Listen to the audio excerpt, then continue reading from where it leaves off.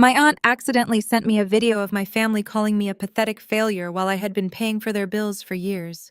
She should be grateful they laughed. I stayed silent until the next payment was due. My name is Vanessa. I am 34 years old, and I am the founder of a highly successful software company, though my family has no idea. Sitting in my home office in Chicago, I watched that video, picked up my phone, and cut off their funding forever. Before I continue this story, let me know where you are watching from in the comments below. Hit like and subscribe if you have ever realized that the family you were sacrificing everything to protect was actually the very thing you needed protection from. The afternoon the video arrived, I was sitting in my home office high above the Chicago skyline. The floor-to-ceiling windows offered a panoramic view of the city, a beautiful testament to the life I had built entirely on my own. I was a software engineer and the founder of a highly successful business-to-business logistics software company. My platforms optimized supply chains for major global retailers, and that very afternoon, I was reviewing the final paperwork for a multi-million-dollar enterprise contract. My desk was immaculate, featuring 3 wide monitors displaying complex code architecture and financial projections. I wore a faded gray oversized sweater and comfortable yoga pants. My hair was tied up in a messy bun. If you looked at me on the street driving my reliable but aging 10-year-old sedan, you would never guess my net worth. That was exactly how I wanted it. That was exactly how I had designed my life to keep the peace. Growing up in a status-obsessed household, my parents Thomas and Barbara had always valued appearances above actual substance. My father was a former regional manager who loved the country club lifestyle long after his actual income could support it. My mother measured a person's worth entirely by the designer labels they wore and the circles they moved in. Then there was Chelsea, my 30-year-old sister. She was the undisputed golden child, an aspiring lifestyle influencer, an amateur real estate agent who had never actually closed a single deal. She lived in a luxury downtown condo, wore clothes that cost more than most people make in a month, and spent her days curating a fake reality for social media. In their eyes, because I worked from home in comfortable clothes and did not care about designer handbags, I was the family disappointment. They believed I did low-level technical support. I let them believe it because the truth would have only bred resentment and endless demands for cash. What my parents and sister conveniently ignored was that 5 years ago, my father's obsession with keeping up appearances had driven them into absolute bankruptcy. They were weeks away from foreclosure, facing complete social and financial ruin. When I gently offered to help them, my father had viciously mocked me, laughing in my face and telling me a pathetic computer worker could never afford to save them. He said my offer was an insult. To protect their fragile, toxic pride, I did not argue. Instead, I contacted my wealth manager and quietly purchased their distressed debt through a blind limited liability company called Apex Holdings. For half a decade, I had been the anonymous angel investor, paying Chelsea's exorbitant $5,000 a month rent. I was the faceless family trust, paying my parents' mortgage, property taxes, and country club dues. I did it because despite their cruelty, they were my family, and I could not bear to see them on the street. I asked for no gratitude. I asked for no recognition. I simply paid the bills and endured their constant belittling at Sunday dinners, knowing they were safe. The glowing monitors of my office cast a soft blue light across my desk as I prepared to digitally sign the new enterprise contract. The silence of my penthouse was broken only by the soft hum of my central air conditioning. Then my personal cell phone buzzed on the desk. I glanced down and saw a text message notification from my Aunt Helen. She was my mother's sister, a woman just as deeply entrenched in the country club gossip mill as my parents. The message read, "Can you believe her outfit today? So embarrassing." There was a video file attached. I frowned, realizing instantly that the message was a mistake. Aunt Helen had clearly meant to send this to Chelsea or my mother. A dark, familiar knot formed in my stomach. I hesitated for a fraction of a second before pressing play. The video opened on the familiar, overly decorated living room of my parents' house. The afternoon sun streamed through the large bay windows, illuminating the expensive Persian rug I was secretly paying to keep under their feet. My father, Thomas, was leaning back in his leather armchair, swirling a glass of expensive champagne. My mother, Barbara, sat on the pristine white sofa, her hair perfectly styled, holding her own crystal flute. Chelsea was pacing in front of them, wearing a new silk blouse, recording herself in a mirror, before turning her phone camera toward our parents. It seemed Aunt Helen had been visiting, sitting off screen and recording the scene to share with her own friends. The audio was crisp and clear. Chelsea laughed, a sharp, grating sound that I had heard my entire life. "Did you see what Vanessa was wearing when she dropped off that package this morning?" Chelsea asked, flipping her hair over her shoulder. "She looked like a homeless person. I swear if any of my followers saw her standing next to my car, my brand would be completely ruined." My father chuckled, taking a slow sip of his champagne. "Your sister is a pathetic failure, Chelsea. She will always be at the bottom. She has no ambition, no drive. Just a sad little computer nerd who will never amount to anything. We just have to accept that she is the embarrassment of the family." I sat frozen in my ergonomic office chair, watching my family casually tear me to shreds. My mother leaned forward, a smug, satisfied smirk playing across her lips. "Let us just be thankful we do not have to rely on her," Barbara said, her voice dripping with venomous relief. "Thank God for the Apex Trust. If we had to depend on a loser like Vanessa to survive, we would be living in a cardboard box by now. She should be grateful we even invite her to Sunday dinner. At least she gets to see what real success looks like when she visits us. We are doing her a favor by letting her be around people who actually matter." The video ended with all of them raising their champagne glasses in a toast, laughing at my expense, celebrating their luxurious life, completely unaware that they were mocking the very person funding the champagne in their glasses. The video stopped and my phone screen went dark, reflecting my own face back at me. I did not cry. There were no tears, no dramatic gasps of pain, no sudden urge to scream. I had spent my entire childhood crying over their rejection. I had spent my 20s trying to earn their love by being the dutiful, quiet daughter who fixed their problems from the shadows. But in that exact moment, watching them mock me while literally sitting inside a house, I owned the last remaining thread of familial obligation snapped. The love I had been holding onto turned to ash. They did not just misunderstand me, they actively despised me. They reveled in my supposed misery. They used my perceived failure to elevate their own hollow egos. I looked around my quiet, beautiful office. I looked at the multi-million-dollar contract waiting for my signature. I thought about the hundreds of thousands of dollars I had poured into the Apex Holdings account over the last 5 years just to keep them comfortable. I had traded my own peace of mind to protect the pride of people who thought I was a pathetic loser. The sheer audacity of my mother claiming she was doing me a favor by inviting me to dinner echoed in my mind. The blind loyalty that had driven me to buy their debt suddenly felt like a massive, humiliating mistake. I had enabled their toxicity. I had funded the very delusion that gave them the confidence to look down on me. I picked up my phone and dialed a number I knew by heart. The phone rang twice before a polished professional voice answered. "David Sterling Wealth Management," the voice said. "David, it is Vanessa," I replied. My voice steady, cold, and entirely devoid of emotion. "Good afternoon, Vanessa. Congratulations on the new software contract," he said warmly. "Is there something you need me to review before you sign?"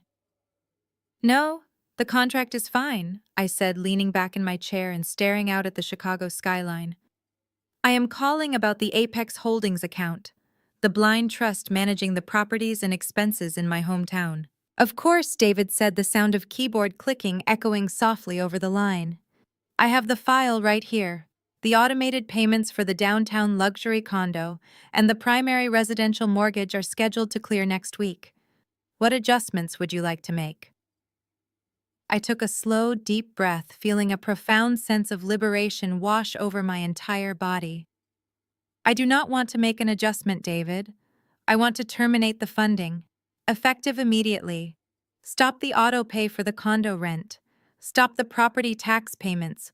Stop the mortgage coverage. freeze the entire account, and send the standard termination of benefits letters to the recipients. There was a brief professional pause on the other end of the line. David was used to handling massive financial shifts, but he knew how long I had maintained this specific trust. Terminate all funding, he repeated, ensuring he had heard correctly. Yes, I confirmed, my voice unwavering. Not another dime. Let the rent bounce. Let the mortgage default. The Apex Trust is officially dissolved as of this minute. Understood, Vanessa. David replied smoothly. I will process the termination notices immediately. The funds will be frozen and the automatic transfers will be cancelled.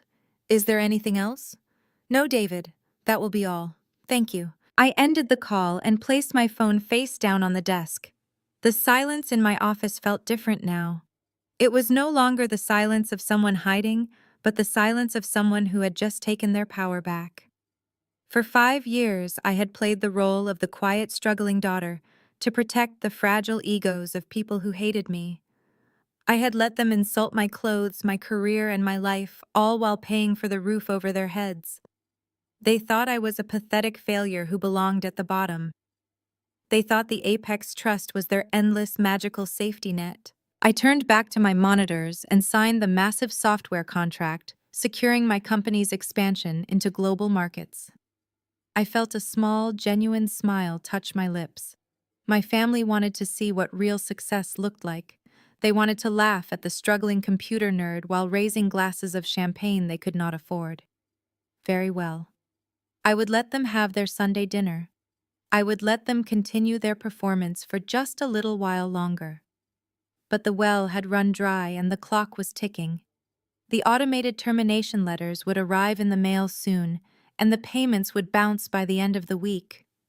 I leaned back and watched the clouds move over the city, knowing that the perfect, luxurious world my family thought they controlled was about to collapse completely, and this time, the pathetic failure was not going to save them. 2 days later, I pulled my decade-old sedan into the sweeping circular driveway of my parents' suburban estate.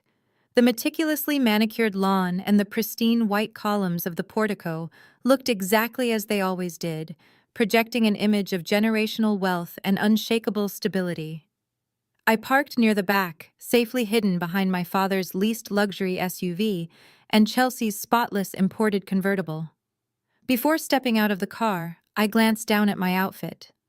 I had deliberately chosen an oversized, slightly faded gray knit sweater I had bought from a thrift store years ago, paired with plain dark jeans and scuffed loafers. It was my designated Sunday dinner uniform, carefully curated to play the exact role they expected of me. I was the struggling, low-level IT worker, the cautionary tale of the family, the daughter who had failed to launch. I walked up the brick pathway and pushed the heavy oak front door open, stepping into the grand foyer. The scent of roasted garlic and expensive heavy perfume immediately hit me. From the formal dining room, the clinking of crystal glasses and loud, boisterous laughter echoed through the hallway. I maintained a perfectly neutral expression as I walked into the room. My mother Barbara was the first to notice my arrival. Her smile instantly vanished, replaced by a deep theatrical sigh as her eyes raked over my faded sweater. "Vanessa, you made it," Barbara said, her tone laced with poorly concealed disappointment. "I see you are still refusing to invest in a proper wardrobe. I told you last week I would gladly take you to a department store and buy you something decent. It is simply embarrassing to have you show up looking like a vagrant when we have such a beautiful home." I smiled politely, pulling out a chair at the far end of the long mahogany table. "I am perfectly comfortable, Mom," I replied softly. "The sweater keeps me warm." My father Thomas did not even look up from his plate. He waved a dismissive hand in my direction while chewing a piece of steak. "Leave her alone, Barbara. You cannot teach taste to someone who has no ambition. If she wants to look like she fixes computers in a basement for a living, let her. We have more important things to discuss." Sitting directly across from me was Chelsea. She looked like she had just stepped off a magazine cover wearing a tailored silk dress and heavy, flawless makeup. She offered me a sympathetic pout that was entirely fake. "It is okay, Vanessa. Not everyone is meant for the spotlight. Some people are just destined to be background characters. You should not feel bad about it. I placed my napkin on my lap and poured myself a glass of water. I did not feel bad at all. In fact, looking at the three of them sitting in a house I secretly owned, drinking wine I had indirectly paid for, I felt a profound sense of clinical fascination. They were like actors in a play who did not realize the stage was about to collapse beneath them. The atmosphere in the room was thick with arrogance. Thomas leaned back in his custom-upholstered chair, swirling his red wine with the air of a conquering king. He immediately launched into a monologue about his recent triumphs at the exclusive Oak Ridge Country Club. It was a membership that cost thousands of dollars a month, a fee seamlessly covered by the blind trust I had established. The golf tournament yesterday was spectacular, Thomas announced loudly, making sure I was paying attention. I played 18 holes with the regional director of Chase Manhattan and the CEO of a major tech firm. Real movers and shakers, people who actually understand wealth creation and legacy. The club president even took me aside to compliment my swing. It is crucial to maintain these networks. You surround yourself with winners, you become a winner. That is a lesson you could stand to learn, Vanessa. You spend all your time alone in that depressing little apartment typing on a keyboard. You need to network with people of substance. I took a slow bite of my salad. You are absolutely right, Dad, I said evenly. Networking with people who hold real wealth is very important.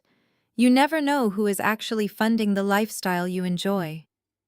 The irony sailed completely over his head. He smirked, taking my comment as an admission of my own inferiority. Exactly. But to get in those rooms, you have to look the part and act the part. Two things you have unfortunately never mastered. Before I could respond, Chelsea slammed her manicured hand on the table, eager to shift the spotlight back to her favorite subject. Speaking of looking, the part, she interrupted, my new real estate venture is about to explode. I just secured the most gorgeous penthouse listing downtown. It is going to be my breakthrough into the luxury market. My social media engagement is through the roof. People are obsessed with my daily routine vlogs from the condo. Chelsea lived in a stunning 3-bedroom high-rise apartment in the center of the city. The rent was $5,000 a month. She proudly told everyone she afforded it through an anonymous angel investor who believed in her massive potential as an influencer. She had absolutely no idea that her angel investor was sitting across the table wearing a thrifted sweater and eating a piece of bread. That is wonderful, sweetie, Barbara cooed, reaching over to pat Chelsea's hand. You have such a natural gift for aesthetics. You were born for luxury real estate. Chelsea flipped her hair, her eyes narrowing as she looked at me. This presented an opportunity to assert her dominance. Actually, Vanessa, I need you to do something for me on Tuesday, Chelsea said. It was not a request. It was a command issued to a subordinate. I am shooting a major promotional video for my new brand launch at the condo. I have a professional photographer coming, and I need a production assistant. You are going to come over at 8 in the morning. I need someone to carry my outfit changes, hold the lighting reflectors, and run out to get coffees and lunches for the crew. I looked at her, my expression completely blank. You want me to be your unpaid errand runner for a photo shoot? Chelsea rolled her eyes as if I were being incredibly dense. Well, obviously I am not going to pay you. It is family helping family. Besides, it will be good for you. You need to get out of that depressing, cramped apartment of yours and see what real success looks like. Spending a day in my luxury condo will give you something to aspire to. You can see how people with actual drive live their lives. Consider it a motivational experience. Barbara nodded enthusiastically. It is a wonderful idea, Chelsea. Vanessa, you should be grateful your sister is willing to include you in her professional life. It will be a nice break from whatever trivial IT troubleshooting you do all day. You might actually learn something about presenting yourself to the world. I placed my fork down on my plate. The silverware made a sharp, definitive clink against the fine china. I looked directly into Chelsea's expectant, entitled eyes. Then I looked at my mother, and finally at my father. I took a slow breath, savoring the absolute silence of the dining room before I spoke. No, I said softly. The single syllable hung in the air, heavy and disruptive. Chelsea blinked, her perfectly sculpted eyebrows furrowing in confusion. "Excuse me," she snapped. "I said no, Chelsea. I will not be coming to your condo on Tuesday. I will not carry your bags.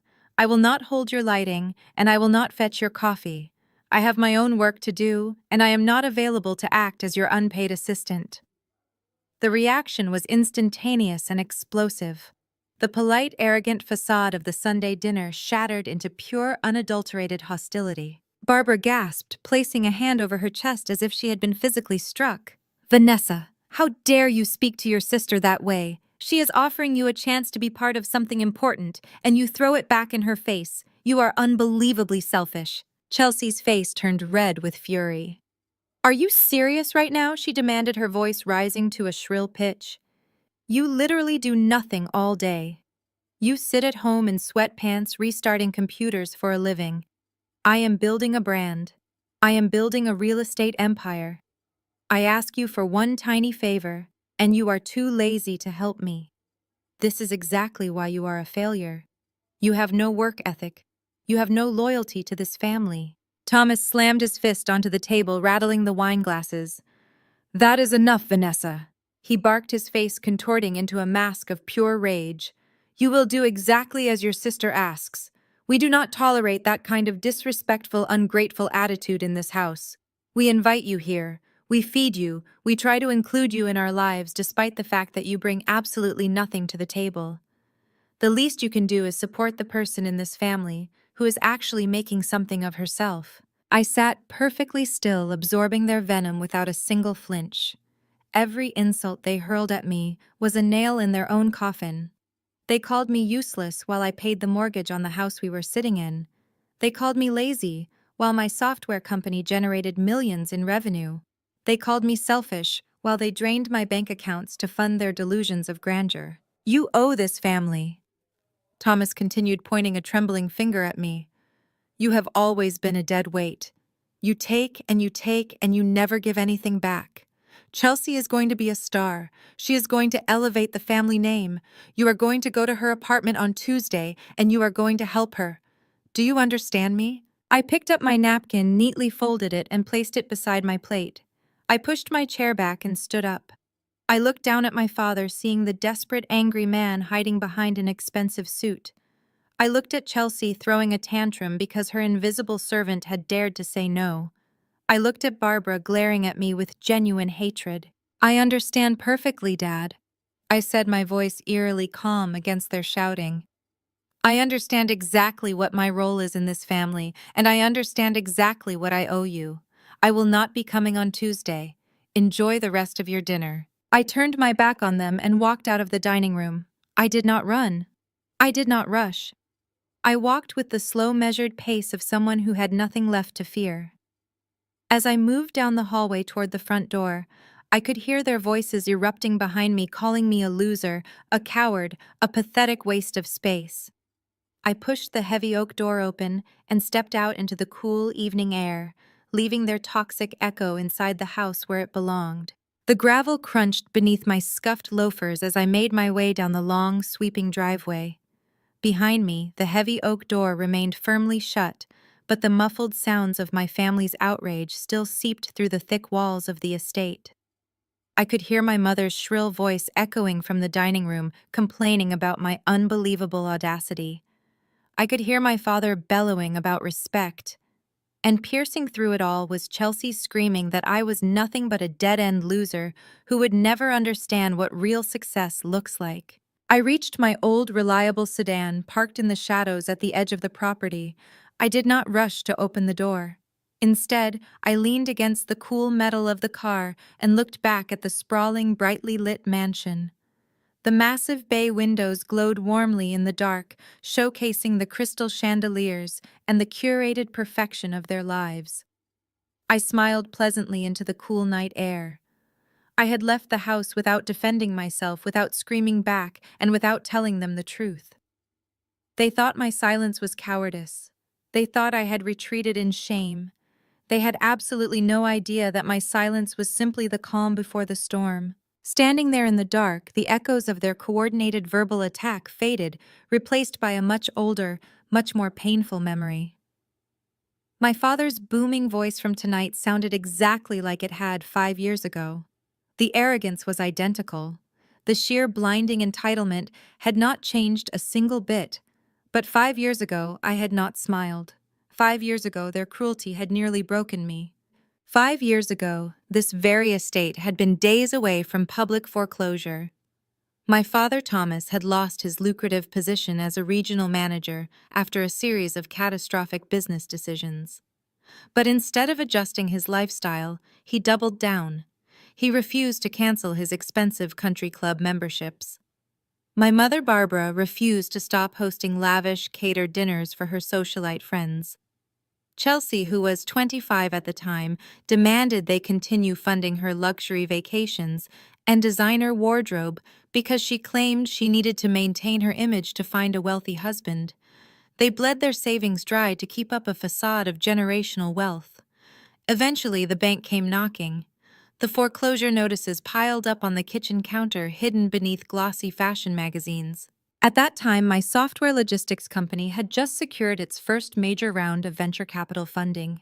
I was working 80-hour weeks, pouring every ounce of my energy into building my empire. When I found out through a mutual family friend that my parents were about to lose their home and be publicly humiliated, my heart ached for them. Despite the years of emotional neglect, despite always being treated as the family scapegoat, I still loved them. I thought this was my chance to finally earn their respect. I thought that if I saved them, they would finally see my worth. I remember driving to the house on a rainy Tuesday evening. I had a certified cashier's check in my purse drawn from my newly acquired business funds. The amount was enough to clear their immediate debt, pay the back taxes, and keep the house out of foreclosure. I walked into the very same dining room I had just left tonight. My parents were sitting at the table looking pale and desperate, arguing over which pieces of art they could secretly pawn. Chelsea was crying in the corner because her credit card had been declined at a high-end boutique. I sat down across from my father and placed the certified check on the mahogany table. I told him I knew about the bank. I told him I wanted to help. I explained that my software company was doing well and that I could cover the debt. I did not ask for gratitude. I just asked them to let me be there for them. I will never forget the look on my father's face. The desperation instantly vanished, replaced by a sneer of absolute disgust. He looked at the check, then looked at my thrifted clothes and burst into a loud, mocking laugh. My mother joined in a cruel, high-pitched sound that cut right through my chest. "You think you can save us?" My father had sneered, pushing the check back across the table with the tip of his finger. "You think your little computer repair money is going to fix a problem of this magnitude? Do not insult me, Vanessa. I am a respected businessman. I do not need a handout from a daughter who cannot even afford a decent haircut." My mother had chimed in, her voice dripping with venom. "It is honestly pathetic, Vanessa. You come in here playing the hero, pretending you have real money. We need hundreds of thousands of dollars, not whatever pennies you scrape together fixing laptops. Take your little check and go home. We have real connections. We will find a real investor. We do not need charity from the family disappointment." Chelsea had stood up, wiping her fake tears, and pointed at the door. "You are so delusional, Vanessa. You are a dead-end loser who will never understand what real success looks like. Dad is going to fix this because he is actually smart. Just leave. You are embarrassing yourself." They had viciously mocked me when I offered them a lifeline. They would rather lose their home, lose their social standing, and lose everything they valued than admit that the daughter they despised had succeeded where they had failed. They needed me to be a failure so they could feel superior. My success was a direct threat to their entire worldview. I had taken my check, walked out of the house, and cried the entire drive back to my tiny apartment. But the tears were not just from the humiliation. They were tears of profound realization. I finally understood that their pride was a terminal illness. If I gave them the money directly, they would tear it up just to prove a point, and then they would end up homeless. The very next morning, I wiped my tears, drove to the financial district, and walked into the office of my wealth manager, David. I told him I needed to set up a blind, limited liability company. I needed it to be completely untraceable. No public records tying my name to the accounts. No communication linking the funds back to my software company. David worked quickly and efficiently. By the end of the week, Apex Holdings was officially incorporated. Through Apex Holdings, David's team contacted the bank holding my parents' debt. We bought the debt outright. We paid the back taxes. We restructured their mortgage so the payments were incredibly low, and then we anonymously covered those payments every single month. When Chelsea decided she needed to move into a luxury downtown condo to pursue her ridiculous influencer career, she applied for a lease she could never afford. The leasing office rejected her. I had David's team step in as an anonymous angel investor acting through Apex Holdings. I paid the exorbitant $5,000 monthly rent covering every single dime so my sister could pretend she was living a life of luxury. I did it all in secret to protect their pride. I kept a roof over their heads because I stupidly believed that family was supposed to protect each other even when they were cruel. I subjected myself to 5 years of their relentless insults.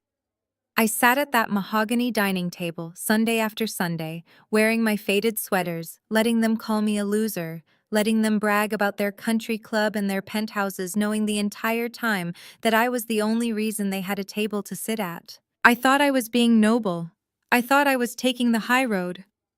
But watching that video from Aunt Helen changed everything. Hearing them laugh at my clothes, hearing them mock my supposed poverty, while raising glasses of champagne that I paid for it, shattered the illusion completely. They were not proud people going through a hard time. They were parasites. They fed on my silent generosity and used the energy it gave them to try and destroy my self-esteem. Standing by my car in the cool evening air, I traced the edge of the door handle. The memory of their mockery from 5 years ago perfectly mirrored the verbal attack I had just endured inside. Chelsea calling me a dead-end loser. My father demanding I act as an unpaid servant. My mother treating my presence like a burden. Nothing had changed in half a decade, except for one crucial detail. I was no longer the heartbroken girl desperate for their approval. I was a multi-millionaire who held the deed to their entire existence. I looked up at the second-floor window of the estate. I could see the silhouette of my mother pacing back and forth, probably already calling her country club friends to complain about how ungrateful and difficult her eldest daughter was. She was probably telling them how I had ruined their lovely Sunday dinner with my bad attitude and lack of ambition. I smiled pleasantly at her shadow. Let her complain. Let her spin her toxic narrative to anyone who would listen. The reality was already in motion. I pulled the car door open and slid into the driver's seat. The leather was cold against my back. I inserted the key into the ignition and the engine roared to life with a steady, reliable hum. I did not turn on the radio. I wanted to sit in the absolute quiet of my own space. I shifted the car into gear and slowly drove down the long driveway, the headlights illuminating the towering oak trees that lined the property. As the electronic gate swung open to let me out onto the main road, I did not look back in the rearview mirror. I had finished my meal. I had taken their abuse. I had smiled pleasantly and left the house without defending myself. I did not need to scream or argue or defend my career choices to people who were fundamentally committed to misunderstanding me. Defending myself would require believing their opinions held value. Tonight proved they held absolutely none. As I merged onto the highway heading back toward the glittering skyline of downtown Chicago, I felt a deep, profound sense of peace. The secret history of this family, the bankruptcy, the blind trust, the 5 years of quiet financial support was finally coming to a close. I had protected their pride for half a decade. Now they were going to have to survive on their own, and I knew with absolute certainty that they could not. The storm was coming, and I was going to enjoy watching the rain. The tires of my old sedan hummed a steady, rhythmic tune against the asphalt as I merged onto the interstate. The glittering skyline of downtown Chicago stretched out before me, a towering monument of glass and steel that perfectly matched the cold, unyielding resolve settling deep within my chest. For the first time in 5 years, my shoulders dropped. The perpetual knot of anxiety that usually accompanied my drive home from the suburban estate had completely vanished. I was no longer the anxious scapegoat running from a battlefield. I was the architect of the storm they were about to face. As I navigated the winding curves of the highway, a sharp, crisp chime broke the silence of the car cabin. The digital display on my dashboard console illuminated, casting a soft blue glow across the steering wheel. It was a high-priority encrypted alert from David, my wealth manager. I tapped the screen to open the message, keeping one eye on the empty road ahead. The text was brief, professional, and absolutely devastating. "The automated clearinghouse transfers have been processed," the message read. "Both transactions have officially bounced due to closed accounts. The termination notices have been securely dispatched to all recipients, awaiting further instructions." I let out a slow, steady breath. It was done. The financial lifeline that had kept my family afloat for half a decade was officially severed. The $5,000 automatic transfer for Chelsea's luxury downtown condo had hit a brick wall. The $8,500 payment designated for my parents' sprawling estate mortgage and property taxes had been aggressively rejected by the banking system. The phantom safety net they had taken for granted, the magical trust fund they believed they were entitled to, no longer existed. I imagined the digital pathways of the banking system shutting down, closing the gates on the unearned privilege my family had enjoyed. For years, I had quietly authorized those payments, swallowing my pride while they mocked my clothes and my career. I had convinced myself that keeping them safe was my duty. But loyalty without respect is just exploitation. Tonight, the exploitation ended. While I navigated the quiet, illuminated streets of downtown Chicago, a very different scene was rapidly unfolding back at the suburban estate. In the mahogany-paneled study of the house I legally kept out of foreclosure, my father Thomas was likely pouring himself a generous glass of scotch. He always enjoyed a nightcap after a family dinner, using the quiet time to bask in the glow of his own perceived greatness. He would have settled into his custom leather armchair, perhaps reflecting on the brilliant networking he planned to do at the country club the following morning. Then his laptop screen would have chimed with an incoming email notification. It was not a casual message. It was a formal, legally binding communication from the fictitious administrators of Apex Holdings. The subject line would have been stark and unforgiving. "Notice of immediate trust termination and cessation of funds." I could easily picture the smug satisfaction melting off his face as he clicked open the email. The legal jargon David's team had drafted was flawless, designed to leave absolutely no room for negotiation or misunderstanding. The letter detailed that the anonymous benefactors of Apex Holdings were undergoing immediate corporate restructuring.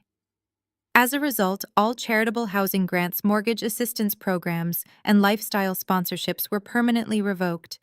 The accounts had been closed. No further payments would be issued. Thomas would have read the first paragraph twice, his brain struggling to comprehend a reality that directly contradicted his massive ego. He would have leaned closer to the screen, his heart rate accelerating as the cold, hard facts set in. The mortgage was due in 3 days. The property taxes were already in a grace period. Without the Apex Trust, he was completely exposed. The silence of the estate would have been shattered by his booming voice calling for my mother. "Barbara, get in here right now." Barbara would have rushed into the study, perhaps holding a silk bathrobe around her shoulders, annoyed at being summoned so aggressively. "What is it, Thomas?" She would have snapped, still irritated by my earlier defiance at the dinner table. "Why are you shouting?" "Read this," he would have demanded, spinning the laptop around so she could see the screen. "Read this right now. The trust. They are cutting us off." As Barbara scanned the termination letter, the color would have rapidly drained from her face. Her perfectly manicured hands would have trembled. "What do they mean, restructuring?" She would have gasped, her voice pitching into a shrill panic. "They cannot just stop paying. We have country club dues this week. We have the caterers booked for the summer gala. This has to be a mistake, a glitch in their system." Before Thomas could formulate a plan, the heavy footsteps of my sister would have pounded down the hallway. Chelsea would have burst into the study, her phone clutched in her shaking hand, her face a mask of absolute terror. Dad Chelsea would have screamed, completely forgetting her carefully curated influencer persona. My landlord just emailed me. The rent payment bounced. The automated transfer was rejected by the bank. They said if I do not have a certified check for $5,000 by Wednesday, they are posting an eviction notice on my door. The reality of their situation would have crashed down on them all at once. The golden child was about to be thrown out of her high-rise sanctuary. The proud patriarch was about to lose his mansion. The socialite mother was about to face the ultimate humiliation of poverty. Thomas, driven by pure, unchecked desperation, would have grabbed his cell phone. For 5 years, he had communicated with Apex Holdings through a single dedicated phone number managed by a proxy service David had set up. Thomas dialed the number, his fingers pressing the screen with frantic urgency.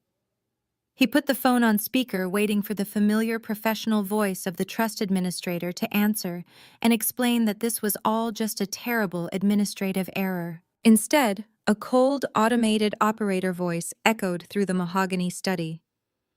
The number you have reached is no longer in service. Please check the number and try your call again. He would have hung up and dialed again, his breathing growing shallow and fast. Again, the automated voice delivered the exact same message. He tried a third time, a fourth time. He scoured the email for a new contact number, a reply address, a physical office location. There was nothing. The email was generated from a no-reply server. The phone number was dead. The anonymous angel investors who had funded their lavish, arrogant lifestyle had simply vanished into thin air, leaving them completely stranded. Chaos erupted in the study. Chelsea began to sob hysterically, demanding that Thomas fix the situation immediately. She screamed that she could not lose her condo, that her brand would be destroyed, that her followers would find out she was a fraud. Barbara began hyperventilating, clutching the edge of the desk, crying about the absolute social ruin they were about to face. She wailed about the country club, about her friends, about the embarrassment of being poor. Thomas shouted at both of them to shut up, his face purple with rage and fear. He slammed his fists against the desk, surrounded by the physical evidence of a wealth he did not actually own. The fortress of their arrogance was crumbling brick by brick, and they had absolutely no one to blame but themselves. While their world descended into terrifying chaos, I pulled my car into the secured private underground parking garage of my downtown high-rise.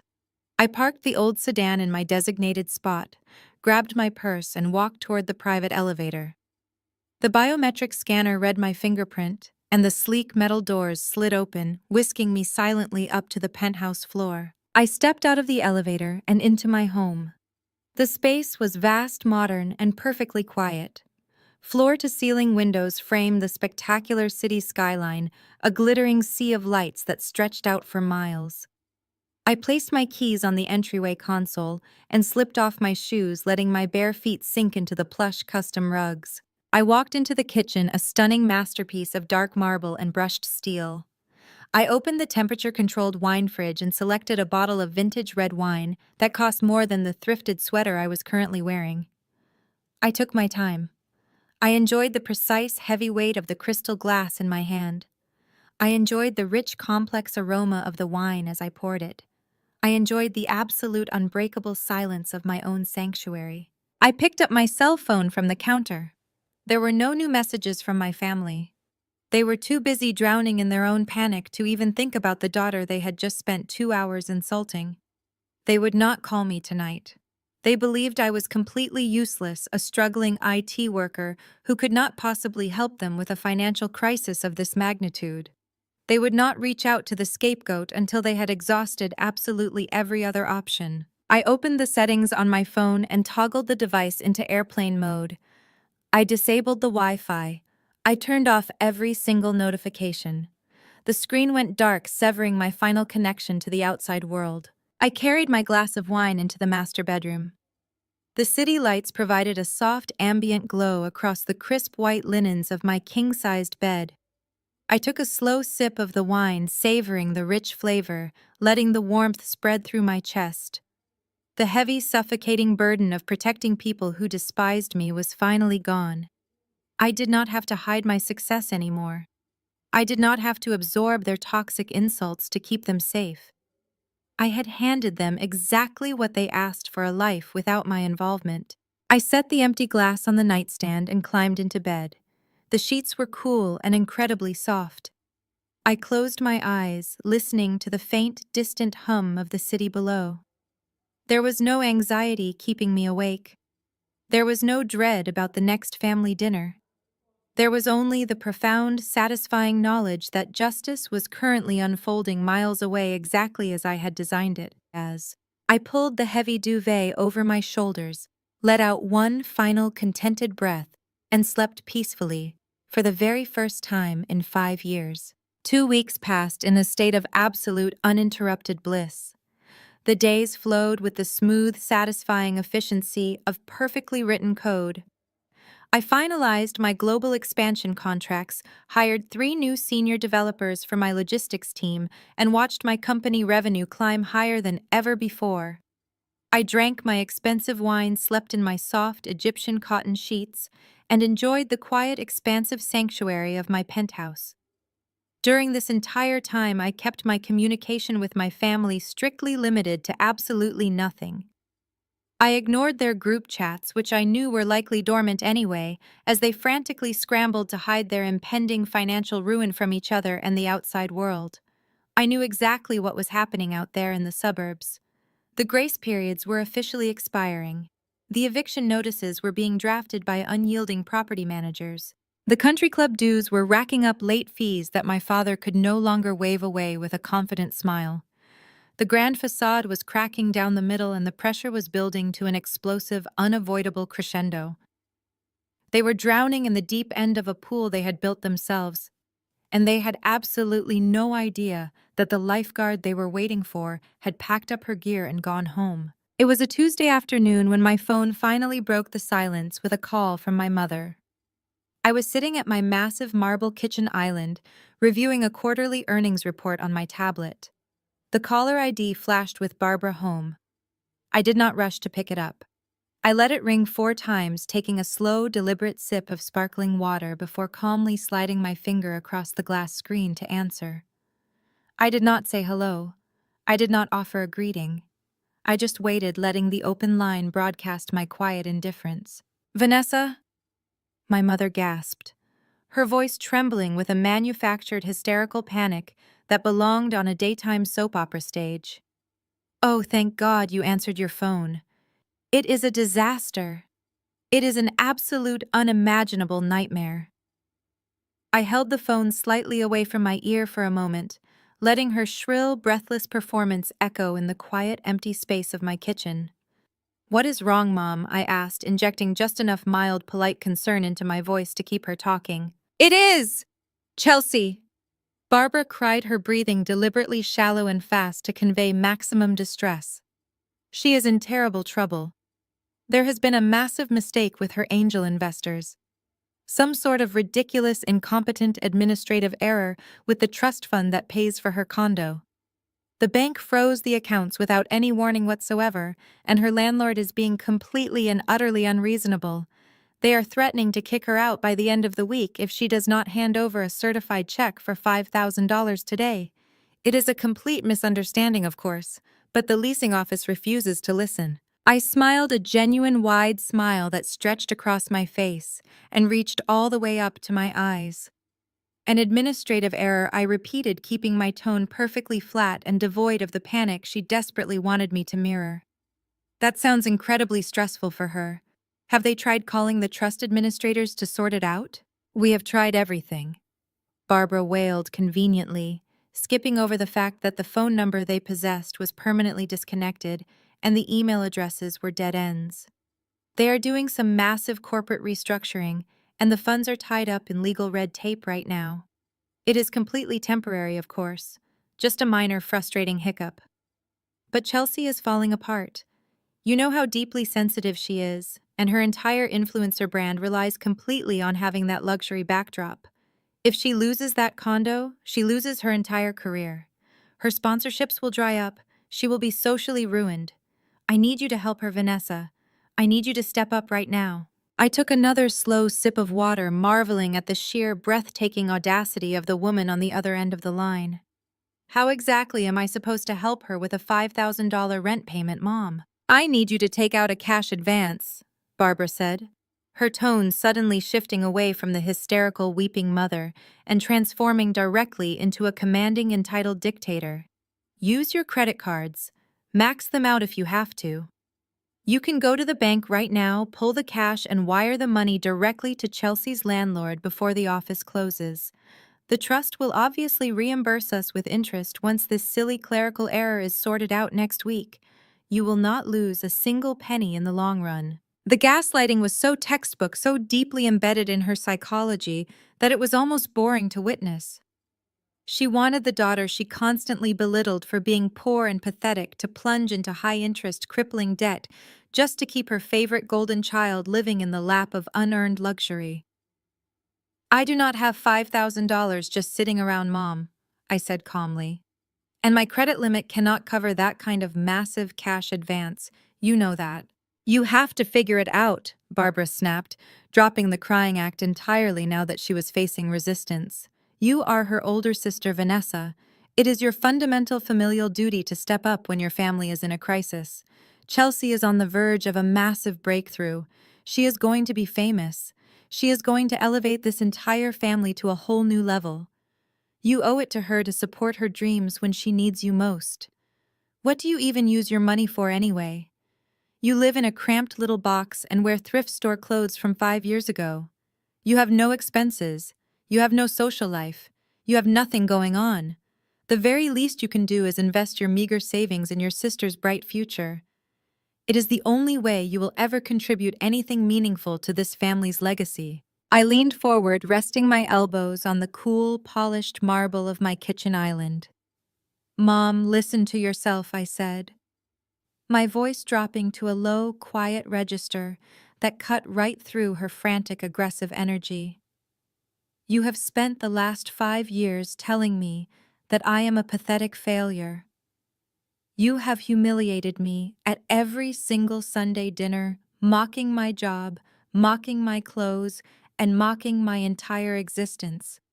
You literally just told me, not even 30 seconds ago, that I have no life and no future. So why on earth would you call a pathetic dead-end loser and ask them to sponsor a luxury lifestyle that I supposedly cannot even afford for myself?" There was a stunned, heavy silence on the other end of the line. She was not used to me pushing back. She was certainly not used to me using her own cruel words as a shield against her demands. "Vanessa," she stammered, scrambling frantically for any kind of emotional leverage. "This is not the time to be petty and jealous. Your sister is going to be thrown out on the street. She is going to be homeless." "If she is going to be homeless," I replied with absolute freezing calm, "then she should pack her designer bags, box up her ring lights, and move back into her childhood bedroom at your house. That is what normal struggling adults do when they cannot afford their rent. I am not maxing out my credit cards for Chelsea. I am not going into debt for her brand. I am not paying a single dime." I heard a sudden scuffle on the other end of the line, followed by the heavy, aggressive, panting breath of my father. He had clearly been hovering nearby the entire time, listening on speakerphone, waiting in the shadows to see if Barbara could successfully extract the cash from their designated scapegoat. When she failed, his wounded pride and absolute terror took over. "You ungrateful, miserable little brat!" Thomas bellowed directly into the receiver, his voice vibrating with pure, unfiltered venom. "How dare you speak to your mother that way? How dare you turn your back on your own flesh and blood when she desperately needs you?" I held the phone steadily, completely unaffected by his roaring. "I am not turning my back, Dad. I am just being realistic. Remember how much you love the word realistic. You told me my career was a complete joke. You told me I would never amount to anything in the real world. Well, this is the reality of my joke of a career. I cannot save you. I do not have the funds to fix a $5,000 mistake. If you had a real career, you could actually help this family for once in your miserable life." Thomas screamed, his blinding arrogance preventing him from seeing the staggering hypocrisy of begging for money from someone he considered entirely beneath him. "You are completely useless. You have always been useless. You are a selfish, bitter, miserable disappointment, and you will die alone in that cheap, depressing apartment of yours because nobody will ever tolerate you. Do not ever ask us for anything again. Do not even bother showing up here." He slammed the receiver down so violently that the audio cracked and popped before the line went completely dead. I slowly lowered the phone from my ear and set it back down gently on the marble counter. I looked out the floor-to-ceiling windows, at the sprawling, magnificent view of the city I had conquered through my own relentless hard work. A soft, genuine musical laugh escaped my lips, filling the quiet space of my penthouse. They were completely cornered. They were desperate, terrified, and violently turning on each other to avoid looking in the mirror. The golden child was about to lose her towering castle. The proud patriarch was about to lose his mind.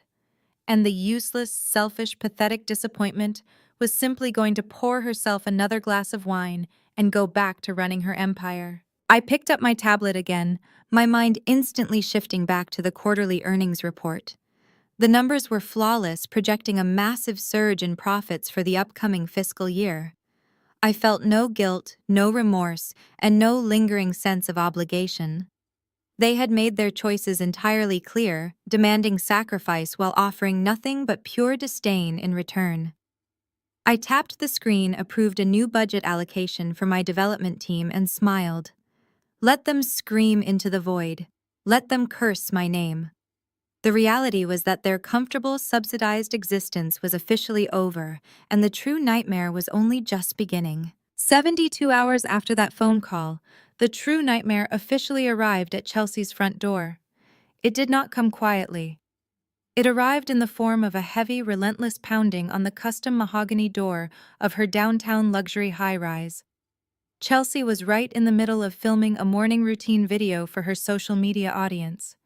She was wearing a matching silk pajama set, holding a cup of matcha tea she despised but thought looked aesthetically pleasing, and speaking to her phone camera about the importance of manifesting wealth. The pounding interrupted her mid-sentence. Annoyed, she paused. The recording adjusted her perfectly styled hair and wrenched the door open. She expected a delivery driver or a concierge bringing up a PR package. Instead, she found the building management director standing in the hallway accompanied by a uniformed private security guard. The director, a stern woman who had always seen right through Chelsea's arrogant facade, did not offer a polite greeting. She simply handed over a bright pink, legally binding document. It was an official notice to vacate the premises. The $5,000 rent payment had bounced definitively, and the management company had zero tolerance for delinquent accounts, especially from tenants who regularly treated their staff like personal servants.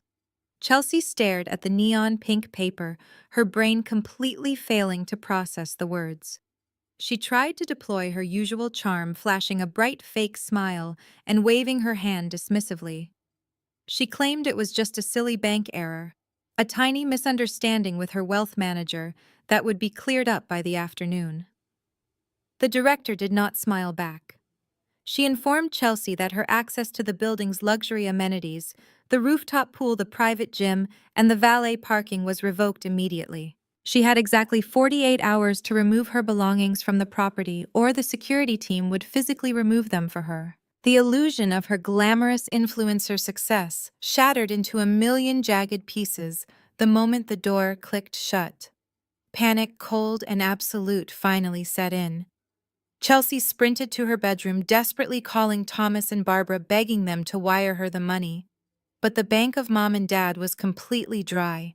Thomas was currently dodging calls from his own creditors, and Barbara was too busy sobbing over a declined credit card at the country club to offer any real assistance. They had nothing to give her. Chelsea was entirely on her own. The packing process was a profound, devastating humiliation. Without the funds to hire professional movers or even purchase proper cardboard boxes, Chelsea was forced to improvise. She walked to the corner convenience store, her face hidden behind oversized designer sunglasses, and bought 3 boxes of heavy-duty black garbage bags. Back in the penthouse, the pristine aesthetic of her fake life was dismantled. She began frantically shoving her expensive, carefully curated wardrobe into the thick plastic sacks. Designer dresses, cashmere sweaters, and limited edition handbags were violently crumpled and tossed in alongside tangled charging cords and ring lights. The fragrant scent of her expensive perfumes mixed with the cheap, industrial smell of the black plastic bags. She dragged the heavy, misshapen sacks across the imported hardwood floors, her manicured nails chipping as she wrestled with the drawstrings. Every bag she filled was a physical manifestation of her failure. Her entire brand was built on portraying an elite, untouchable lifestyle. Now she was hauling her belongings through the service elevator in trash bags, terrified that one of her wealthy neighbors might see her making the walk of shame to the loading dock. She managed to cram the garbage bags into the back seat and trunk of her least imported convertible. The car was so overstuffed that she could barely see out of the rearview mirror. Chelsea drove out of the city limits, leaving the glittering downtown skyline behind her and headed toward the suburbs. She pulled into the sweeping circular driveway of my parents' estate, the tires crunching against the gravel. Barbara happened to be standing on the front portico holding a cup of coffee and trying to project an air of calm to the neighborhood. When she saw Chelsea pull up, her face dropped in absolute horror. She watched as her golden child popped the trunk, revealing a mountain of black trash bags bulging against the pristine leather interior of the luxury car. Barbara rushed down the steps, her voice a frantic, hushed whisper. She demanded to know what Chelsea was doing, terrified that the country club neighbors across the street might be looking out their windows. Chelsea burst into hysterical tears, dropping a heavy bag onto the manicured lawn.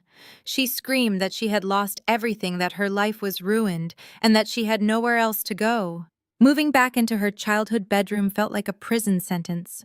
The room was far too small to accommodate the massive inflated ego she had developed over the last 5 years. It was even smaller when crammed with dozens of garbage bags bursting with clothes, cosmetics, and photography equipment.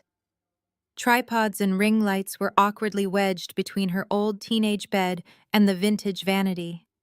The pristine, minimalist aesthetic she required to film her content was gone, replaced by suffocating, unorganized clutter. She could not film a single video. She could not take a single photo. If her followers saw the cramped, messy reality of her childhood bedroom, the entire facade would instantly crumble. The influencer was officially silenced. The sheer volume of tension inside the house escalated to dangerous, suffocating levels. 3 massive narcissists, all stripped of their financial security, were suddenly trapped together in a sinking ship. Without the anonymous buffer of my silent payments, they were forced to look at each other, and they despised what they saw. The house, once a silent monument to their arrogance, transformed into an absolute war zone. Daily screaming matches became the new, unavoidable soundtrack of the suburban estate. Thomas, completely consumed by the terror of his own impending foreclosure, took his mounting frustration out on everyone else. He paced the hallways, clutching past due notices from the bank, bellowing about the cost of electricity and the price of groceries. He screamed at Chelsea for taking too long in the shower, for leaving her trash bags in the hallway, and for failing to contribute a single dime to the household expenses. In a supreme twist of blinding hypocrisy, Thomas hurled the exact same insults at Chelsea that he had previously reserved exclusively for me. He stood in the doorway of her cluttered bedroom, his face purple with rage, demanding she go out and get a real job. He called her a lazy, entitled burden who spent all day staring at a phone screen while the family faced absolute ruin. Chelsea did not take the abuse quietly. She screamed right back, her voice echoing off the high ceilings. She blamed Thomas for the entire crisis. She threw his failed career in his face, shrieking that a real man would have figured out a way to protect his daughter's investments. She blamed Barbara for raising her to expect a life of luxury without providing the actual funds to sustain it. She screamed that her brand was dying because the Wi-Fi in the suburbs was too slow and the lighting in her bedroom was universally unflattering. Barbara, trapped between her raging husband and her hysterical daughter, spent her days trying desperately to keep the windows closed and the curtains drawn. She lived in a state of perpetual panic, terrified that the wealthy neighbors would hear the vicious arguments and realize the family was completely destitute. She wept constantly, clutching her pawn tickets, mourning the loss of her social standing. The golden child, once the ultimate symbol of their success, had become a massive, inescapable reminder of their absolute failure. While their world burned to the ground, I observed the fallout from a comfortable, quiet distance. I did not gloat. I did not call them to rub salt in the wound. I simply watched the inevitable consequences of their own actions unfold. Through an automated public records alert I had set up months ago, I was quietly notified when the formal eviction was filed against Chelsea in the county court. I watched as her social media accounts went completely dark, the daily flood of arrogant luxury content drying up instantly. I sat in my downtown penthouse, pouring my energy into the one thing that had never betrayed me: my company. With the massive enterprise contract officially signed, my logistics software empire was rapidly expanding into the global market. I spent my days on video conferences with executives in London, Tokyo, and Berlin. I reviewed architectural plans for our new corporate headquarters. I approved multi-million-dollar budgets with a simple stroke of my pen. My home office was a sanctuary of profound productivity. The three wide monitors on my desk displayed complex global supply chain networks, heat maps of international shipping routes, and real-time revenue trackers that ticked upward with every passing hour. I was building a legacy of absolute substance, a fortress of wealth that no one could ever take away from me, because I had constructed every single brick of it with my own two hands. Occasionally, my personal phone would display a blocked call notification. I knew exactly who was on the other end, desperately trying to reach the pathetic failure they had so viciously discarded. I never answered. I simply cleared the notification, turned my attention back to the global market, and continued expanding my empire. The storm was ravaging the suburbs, tearing the roof off the house they loved so much. But up here, high above the Chicago skyline, the weather was absolutely perfect. A month passed, and the slow, agonizing decay of their suburban fortress became completely impossible to ignore. The final blow arrived on a crisp Tuesday morning, delivered inside a thick, certified envelope from the county clerk and the legal representatives of Apex Holdings. Thomas sat at his massive mahogany desk, his hands actually trembling as he tore open the seal. The document inside was printed on heavy, unforgiving paper. It was a severe pre-foreclosure notice. The legal jargon was precise, cold, and merciless. By failing to make the mandatory payments for the modified mortgage, and by completely ignoring the delinquent property taxes, they had triggered an immediate acceleration clause. The anonymous trust that had once saved them was now legally preparing to seize the property. The house, the very symbol of their generational wealth and social superiority, was slipping right through their fingers. The grace period was officially over. They had exactly 30 days to produce the full past due amount, along with severe late penalties, or the bank would begin the formal eviction process and publicly auction the estate. Thomas refused to accept this reality. His massive ego simply could not process the concept of public financial ruin. Driven by blind, arrogant desperation, he put on his most expensive tailored golf shirt, polished his leather shoes, and drove his leased SUV to the exclusive Oak Ridge Country Club. He was absolutely convinced that his charm and his network of high-net-worth individuals would save him from disaster. He walked into the private members' lounge, a room thick with the smell of expensive cigars and aged scotch. Thomas immediately approached the regional director of a major commercial bank and the CEO of a local manufacturing firm. These were the exact men he had loudly bragged about playing golf with just a few weeks prior. He tried to pitch them a highly lucrative short-term investment opportunity. He confidently called it a bridge loan, dressing up his desperate plea for cash with flashy corporate buzzwords. He promised them exorbitant returns, sweating through his expensive shirt as he spoke, his voice carrying a frantic edge that he could not quite conceal. The reaction he received was one of absolute chilling humiliation. The wealthy men in the lounge did not reach for their checkbooks. They did not even offer a polite smile. They exchanged knowing, highly uncomfortable glances. In the tight-knit, cutthroat world of the suburban country club elite, financial ruin is a scent that people can detect from a mile away.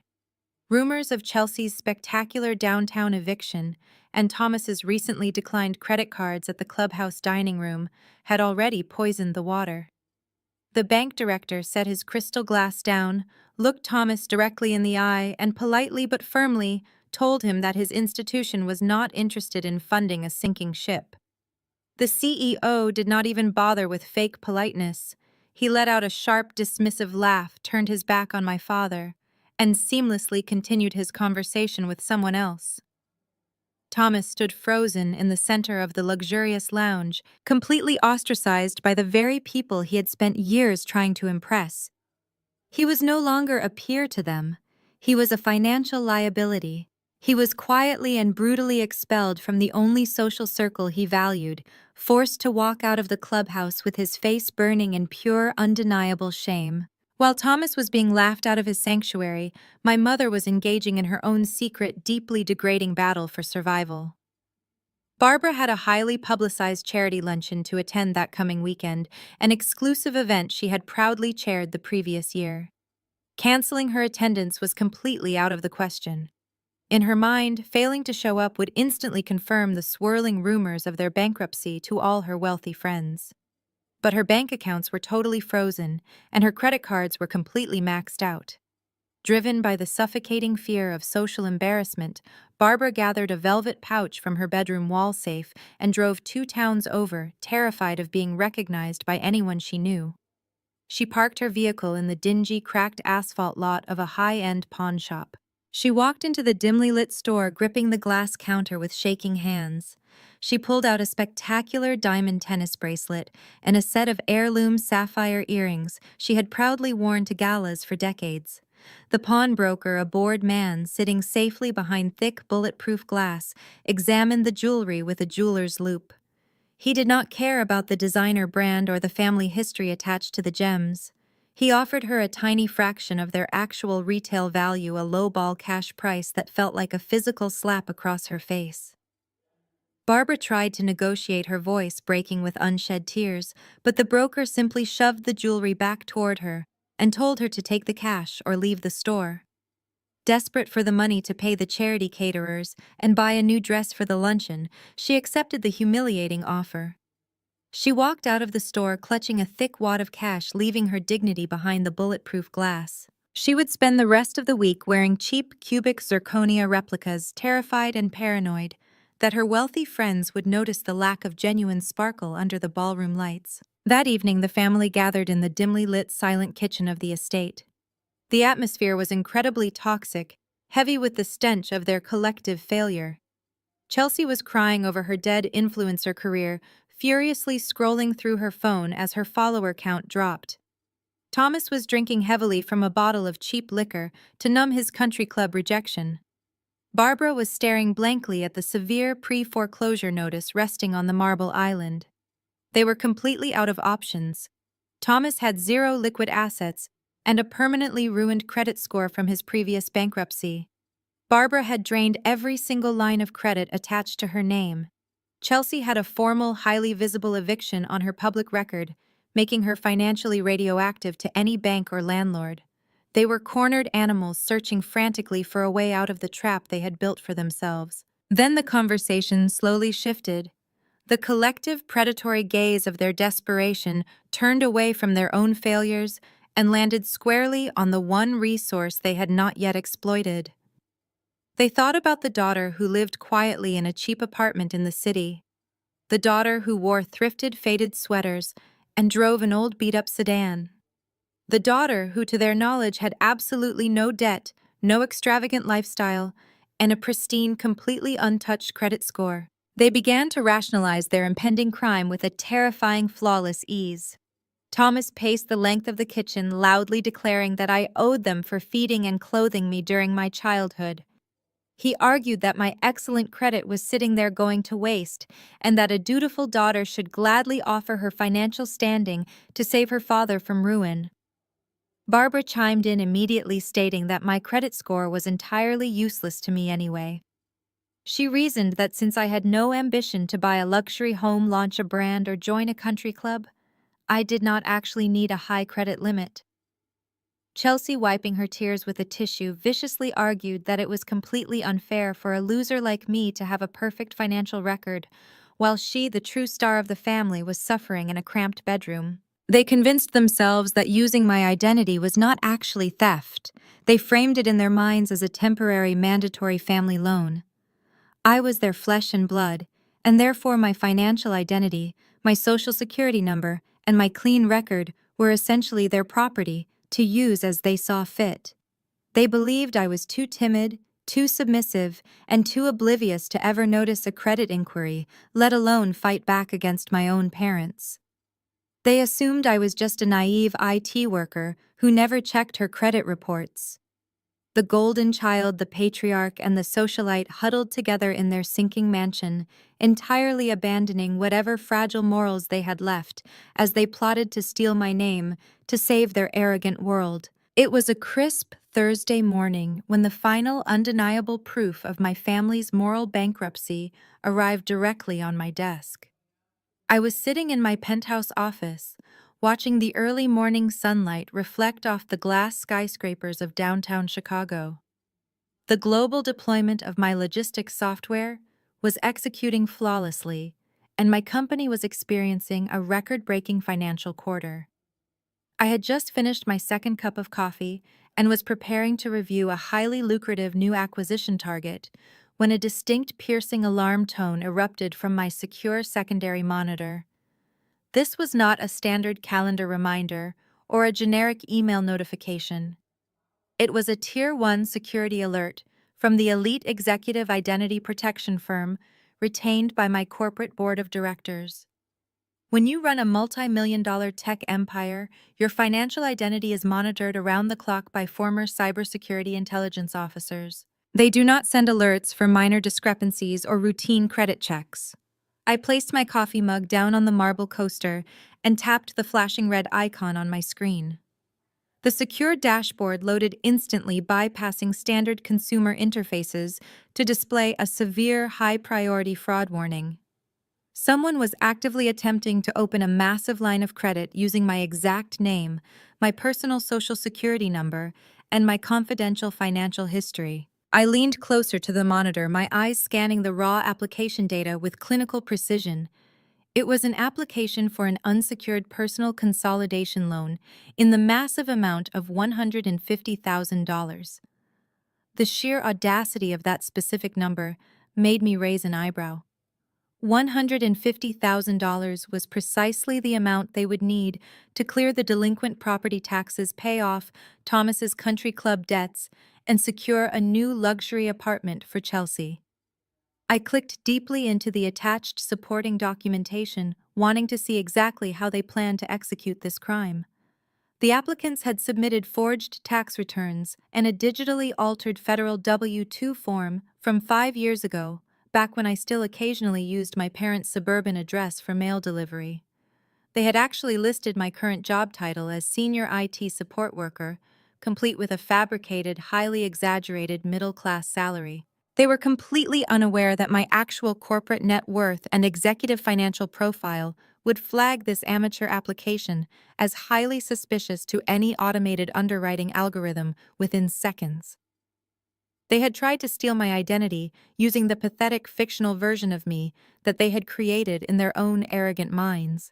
As a software engineer who built complex digital architectures for a living, tracing their digital footprint was practically effortless. I bypassed the standard credit bureau reports and pulled the raw metadata directly from the application packet network. I did not need to hire an expensive private investigator to find out who was trying to steal from me. The data told the entire story in glaring, undeniable detail. I isolated the originating IP address. It traced directly back to the residential internet service provider account registered to my father at the suburban estate. I dug deeper into the network logs, extracting the device MAC address and the specific browser fingerprint. The machine used to submit the fraudulent federal loan application was an expensive imported luxury laptop model. It was the exact same highly customized laptop Chelsea used to edit her fake influencer videos and manage her dead-end social media accounts. They had not even bothered to use a virtual private network or a proxy server to mask their location. The sheer technological incompetence was staggering. They honestly thought they were clever, but they had left a digital trail a mile wide leading straight to their kitchen table. I could almost picture the three of them sitting around the marble island drinking cheap wine, convincing themselves that forging my signature was their absolute right as my family. I picked up my cell phone and dialed my wealth manager. David answered on the first ring, his tone immediately serious when he heard the absolute ice in my voice. I informed him that my family had just crossed the line from toxic emotional abuse to committing federal wire fraud. I instructed him to activate our corporate legal team immediately. I did not want to just report this to the local police department and let it get lost in a bureaucratic shuffle. I wanted to build a reinforced steel cage of evidence that they could never escape from. Within the hour, David and a team of specialized corporate attorneys were on a secure video conference with me. We compiled the digital forensics into an ironclad legal dossier. We pulled the server logs, drafted sworn affidavits, and locked down my credit profiles with unbreakable security freezes. We contacted the fraud department of the targeted loan company, officially flagging the application as a criminal enterprise and securing all digital copies of the forged signatures. The lead attorney informed me that the combination of identity theft, wire fraud, and the falsification of federal tax documents carried severe mandatory minimum prison sentences. My family had not just made a mistake, they had committed a string of highly documented felonies. David asked if I wanted to dispatch law enforcement to the estate right then and there to have them arrested in their living room. I calmly told him no. Handing them over to the police immediately would be far too easy. It would allow them to play the victim to cry to their wealthy friends about a massive misunderstanding, to spin a false narrative where I was the cruel, heartless daughter who overreacted to a simple family favor. I wanted to look them in the eye first. I wanted to watch them try to lie, justify, and gaslight their way out of a documented federal crime. I wanted to witness the exact moment they realized the daughter they had bullied and underestimated for 3 decades was the one holding the match to their entire lives. The psychology behind their actions fascinated me in a clinical, detached way. For my entire life, they had treated me as a burden, a social liability, who brought nothing of value to their pristine image. Yet the moment they faced true accountability for their own financial failures, they did not hesitate to completely cannibalize my identity to save themselves. They did not view me as a human being with rights. They viewed my clean credit score and my social security number as unexploited family assets that they were inherently entitled to drain. They truly believed that because they had provided me with food and shelter during my childhood, they owned my future. This was not a crime of desperation. It was a crime of supreme, blinding entitlement. I ended the video conference with my legal team and walked over to my heavy-duty office printer. I printed the compiled evidence on thick, high-quality parchment paper. The heavy stack of documents included the forged loan application. The exact IP address traces the device fingerprints matching Chelsea's laptop, and the formal legal notices of identity theft from the federal credit bureaus. I stared at the forged signature on the final page. It looked like Barbara had actually tried to trace my handwriting from an old high school permission slip.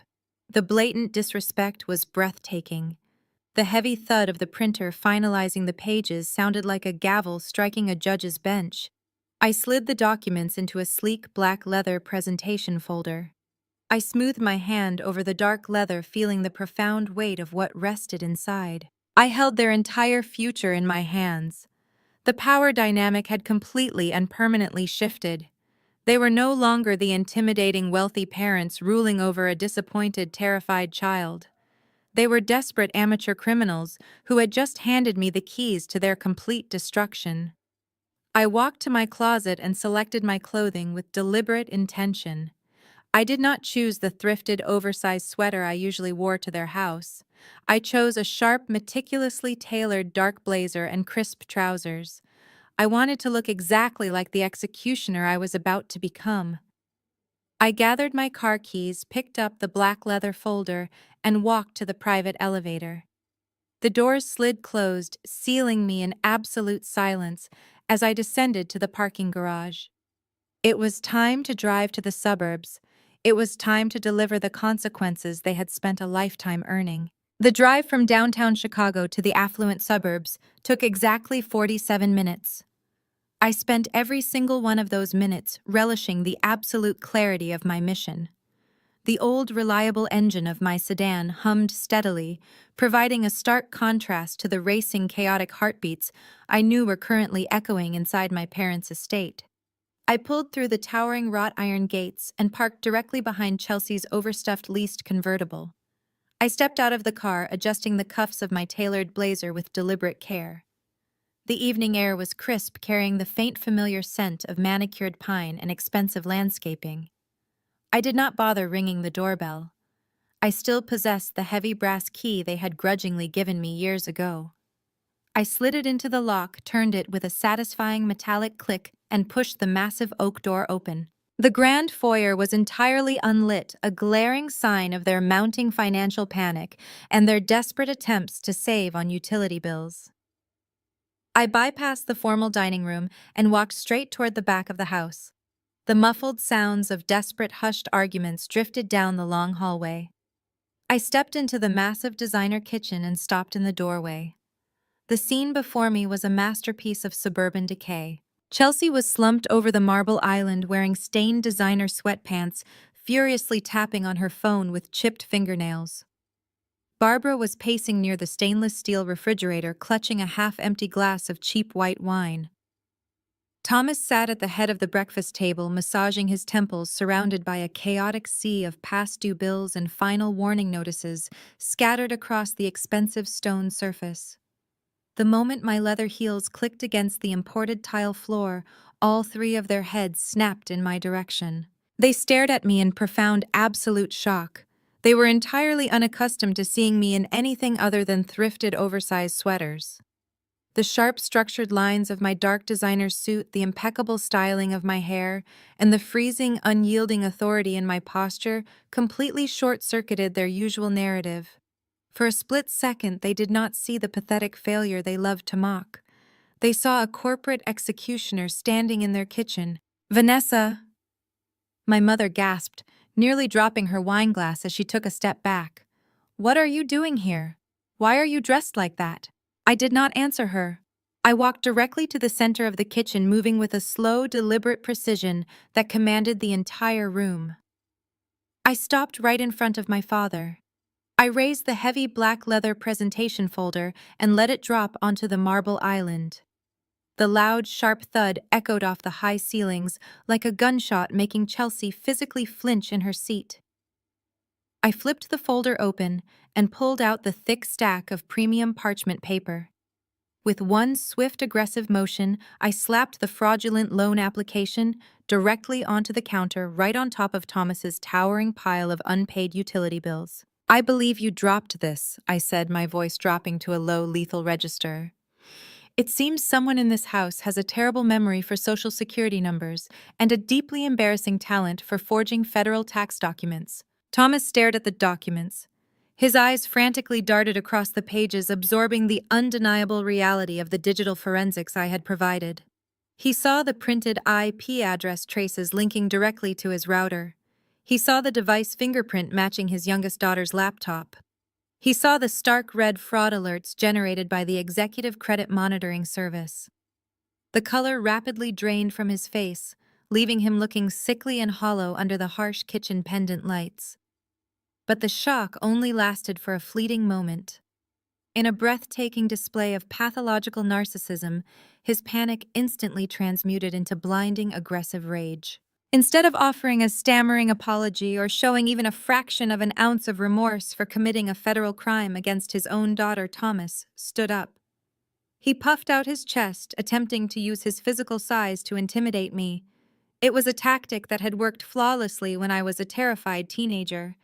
It had absolutely no effect on the woman standing before him today. "You have no right to barge in here and throw papers at me," Thomas bellowed, slamming his open palm against the marble counter. "How dare you spy on our network? How dare you track our personal computers like some kind of criminal investigator?" "I am not spying, Dad," I replied, maintaining flawless, unbroken eye contact.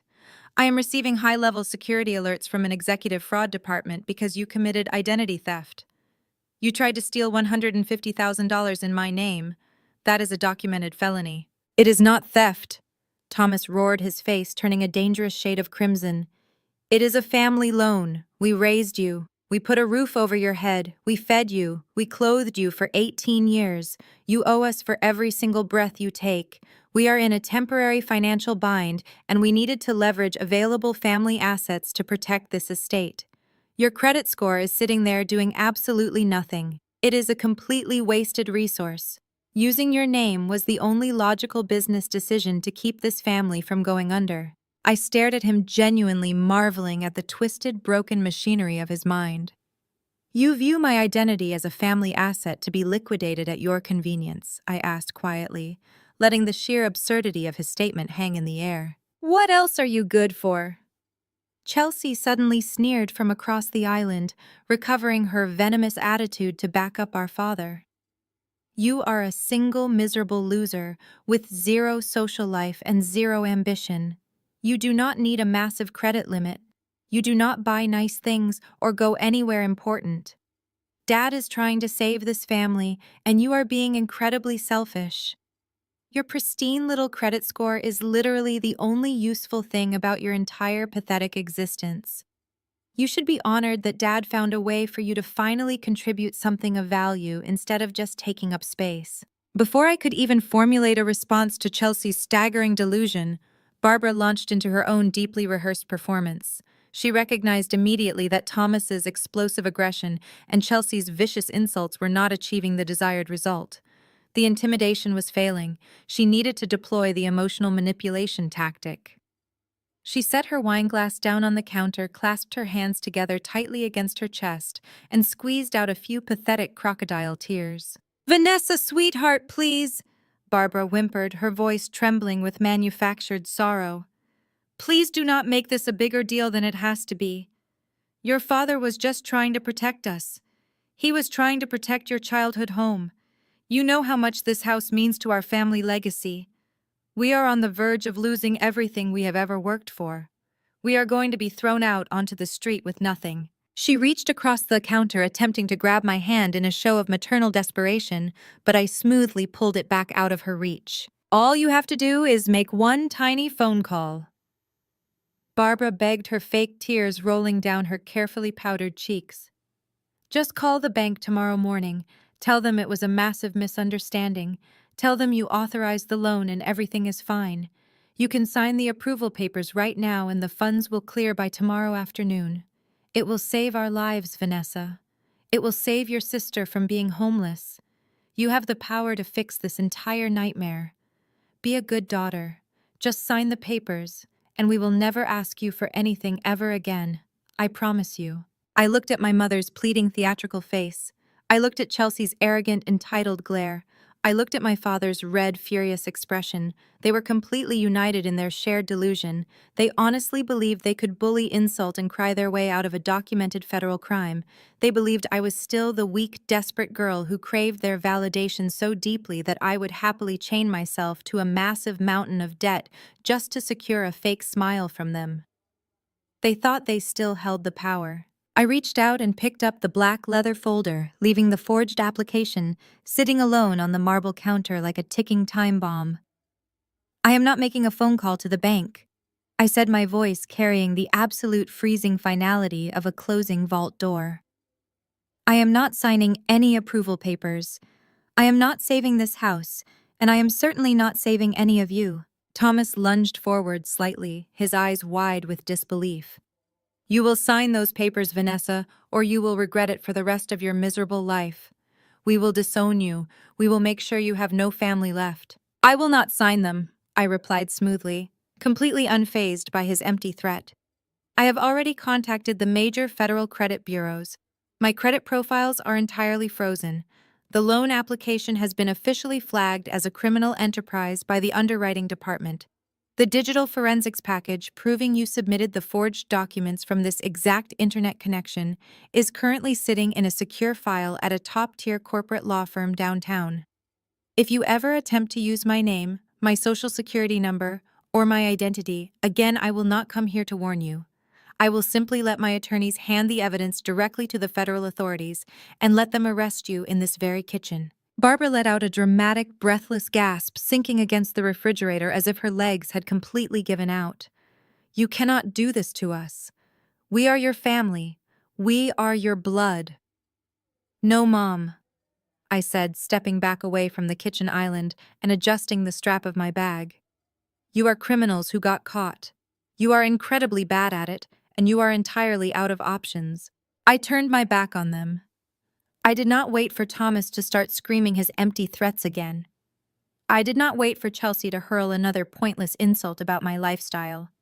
I walked, no, Mom, I said, stepping back away from the kitchen island and adjusting the strap of my bag. You are criminals who got caught.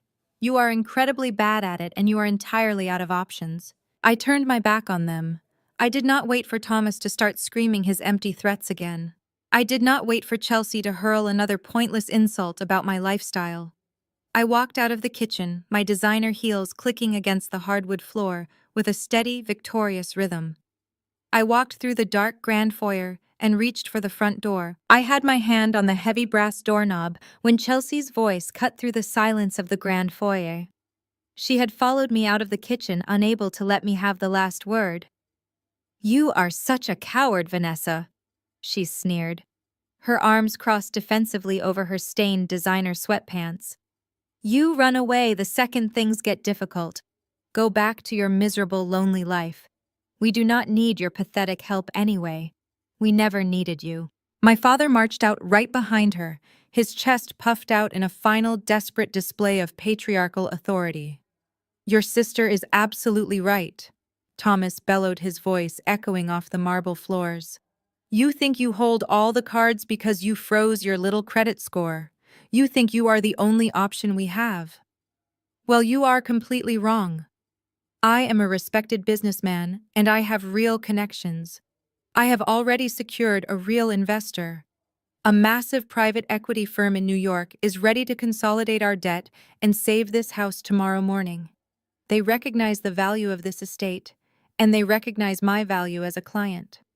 They are wiring the funds by noon. So take your threats and get off my property. We are done with you. I paused, my hand still resting on the cool metal of the doorknob. A real investor. The phrase hung in the air, practically dripping with my father's signature blend of arrogance and profound financial illiteracy. I did not turn around to look at them.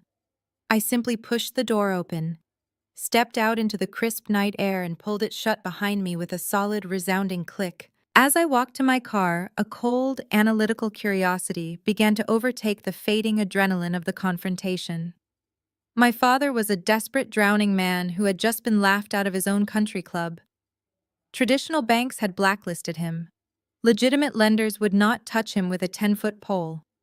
So who exactly was this miraculous private equity firm in New York willing to hand over hundreds of thousands of dollars to an unemployed, bankrupt former manager facing imminent foreclosure? I slid into the driver's seat of my sedan, started the engine, and merged onto the quiet suburban streets.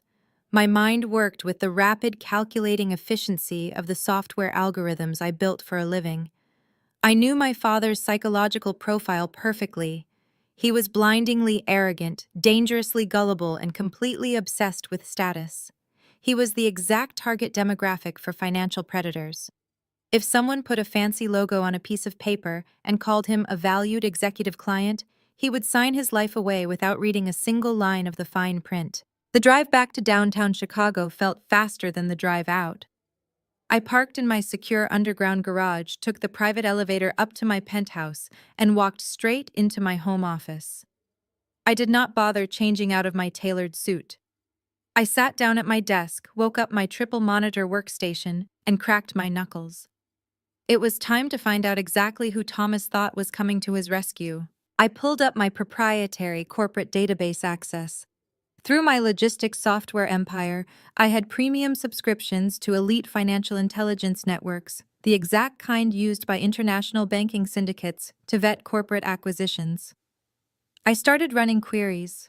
I searched for recent distressed debt consolidations targeting high-value residential properties in my parents' specific county. It took less than 10 minutes for the algorithm to flag a highly suspicious pending transaction involving their exact property address. The firm executing the consolidation was listed as Vanguard Holdings Group, operating out of a generic commercial suite in Manhattan. I dug deeper, bypassing the glossy buzzword-filled front-facing website they used to lure in desperate homeowners. I traced the corporate registration through a labyrinth of shell companies, offshore accounts, and blind trusts. Vanguard Holdings Group was not a legitimate private equity firm. It was a notoriously aggressive predatory corporate vulture. I pulled their historical transaction records and read through their standard operating procedures. The strategy was brutally simple and entirely legal. They targeted desperate, arrogant homeowners with high equity properties who were facing immediate foreclosure. They offered a miracle consolidation loan with incredibly complex predatory terms buried deep in the contract. The terms included exorbitant compounding interest rates, impossible balloon payments due within 90 days, and an immediate transfer of the property deed as collateral. They did not want my father to pay them back. They wanted him to default. The entire business model was designed to ensure the client failed. The moment the inevitable default occurred, Vanguard Holdings Group would execute a hyper-accelerated eviction process, strip the estate of any valuable assets, and liquidate the property at auction for a massive profit. My father thought he had found a wealthy savior who respected his business acumen. In reality, he had invited a corporate shark directly into his living room, and he was enthusiastically wrapping the noose around his own neck. I sat back in my ergonomic chair staring at the glowing monitors. I could just let it happen. I could sit back in my penthouse, drink my expensive wine, and let Vanguard Holdings Group do the dirty work. They would take the house, evict my parents, and toss Chelsea and her garbage bags out onto the street. It would be a perfectly poetic, self-inflicted destruction. My father would lose everything because he was too arrogant to read the fine print. But as I looked at the digital deed transfer documents sitting in the pending queue, a different and much more satisfying strategy began to form in my mind. Letting a random New York shell company take the estate was too passive. It removed me from the equation. It allowed my parents to blame a faceless corporate entity for their ruin. They would spend the rest of their lives playing the victims, crying to anyone who would listen about how the evil bankers had tricked them. I did not want them to be victims of a faceless bank. I wanted them to know exactly who defeated them. I wanted the absolute, undeniable realization of their own hypocrisy to burn itself into their memories forever. I picked up my cell phone and dialed my wealth manager. David answered immediately despite the late hour. "Good evening, Vanessa," he said, his voice crisp and alert. "I assume the confrontation went as expected." "Exactly as expected, David," I replied smoothly. "They showed zero remorse, justified the identity theft, and then proudly announced they have secured a private equity buyout to save the estate from our foreclosure notice." David let out a dry, professional chuckle. "Let me guess. They found a predatory lender willing to take the deed as collateral." "Vanguard Holdings Group," I confirmed. "They are preparing to wire the consolidation funds by noon tomorrow. Thomas is going to sign the property over to them, thinking he has outsmarted us. He thinks he is saving his legacy. I can have our legal team file an injunction to freeze the property transfer, based on the outstanding debt owed to Apex Holdings," David suggested. "We can tie this up in court for months and bleed them dry in legal fees." "No," I said, leaning forward and resting my elbows on the polished desk. "That is too slow, and it gives them time to scramble. I want to execute a much more direct maneuver." Vanguard Holdings Group operates strictly on profit margins. They do not care about the house. They just want the return on their distressed debt acquisition. I want Apex Holdings to outbid them. There was a brief pause on the line as David processed the directive. "You want to buy the predatory debt from the shell company?" "I want to buy the entire transaction outright," I clarified, my voice laced with cold, calculated authority. "Contact Vanguard's acquisition directors first thing in the morning before the funds are wired to my father. Offer them a 20% premium on top of their projected profit margin to acquire the paper. They are corporate mercenaries. They deal in quick flips and risk mitigation. If we offer them a guaranteed instantaneous cash payout that exceeds their projected 90-day return, they will sell the contract without a second thought. They do not care about Thomas. They only care about the bottom line. It is a highly aggressive maneuver, Vanessa." David noted the sound of rapid typing echoing through the phone. But it is entirely legal. If we acquire the consolidation paper directly from Vanguard Apex, Holdings will hold the absolute uncontested primary deed to the estate. You will not just be their mortgage holder anymore. You will be the sole legal owner of the property. That is exactly the point, David. Execute the buyout. Use whatever capital is necessary from my primary liquid accounts to expedite the transaction. I want the deeds secured and registered to Apex Holdings by tomorrow afternoon. I will have my senior acquisition team on the phone with New York at the opening bell, David promised. Consider the property yours. Is there anything else you need prepared? Yes, I said, a slow, dangerous smile spreading across my face. Once the deed transfer is legally finalized, I want you to draft a formal immediate notice of eviction. No 30-day grace period, no negotiations. Prepare the documents for immediate execution. Understood, David replied. I will personally oversee the acquisition. Have a good night, Vanessa. I ended the call and set my phone down on the desk. The glowing screens of my workstation illuminated the dark room, casting sharp shadows against the walls. I stood up, walked over to the floor-to-ceiling window, and looked out over the glittering, sprawling expanse of Chicago. The city below was a complex, interlocking network of power, money, and leverage. My father had spent his entire life pretending he understood how this world worked. He had spent his entire life belittling me, convinced I was too weak, too pathetic, and too ordinary to ever sit at the adult table. Tomorrow he was going to sign a piece of paper thinking he had won. He was going to celebrate his own genius. He was going to pop open a bottle of cheap champagne with Chelsea and Barbara, toasting to their survival and mocking my supposed defeat. They would revel in their delusion, completely unaware that the ink on their contract was binding them directly to me. I poured myself a fresh glass of sparkling water, taking a slow, refreshing sip. The trap was set. The bait had been taken. The jaws were about to snap shut with bone-crushing finality. I was no longer just the scapegoat. I was the landlord. And my first order of business was going to be cleaning house. The next 48 hours moved with the swift, surgical precision of a corporate takeover. I sat in my downtown office watching the digital confirmation screens, tracking the flow of capital across the secure banking portals. Promptly at 11 in the morning, David called. His voice held a note of profound professional satisfaction. Vanguard Holdings Group took the bait entirely, he confirmed. They gladly accepted the 20% premium on the distressed debt. The electronic funds transfer cleared our accounts an hour ago, and the legal paperwork has been expedited and filed with the county clerk. The predatory shell company is completely removed from the equation. Apex Holdings is now the sole uncontested legal owner of the estate. You hold the deed completely free and clear, Vanessa.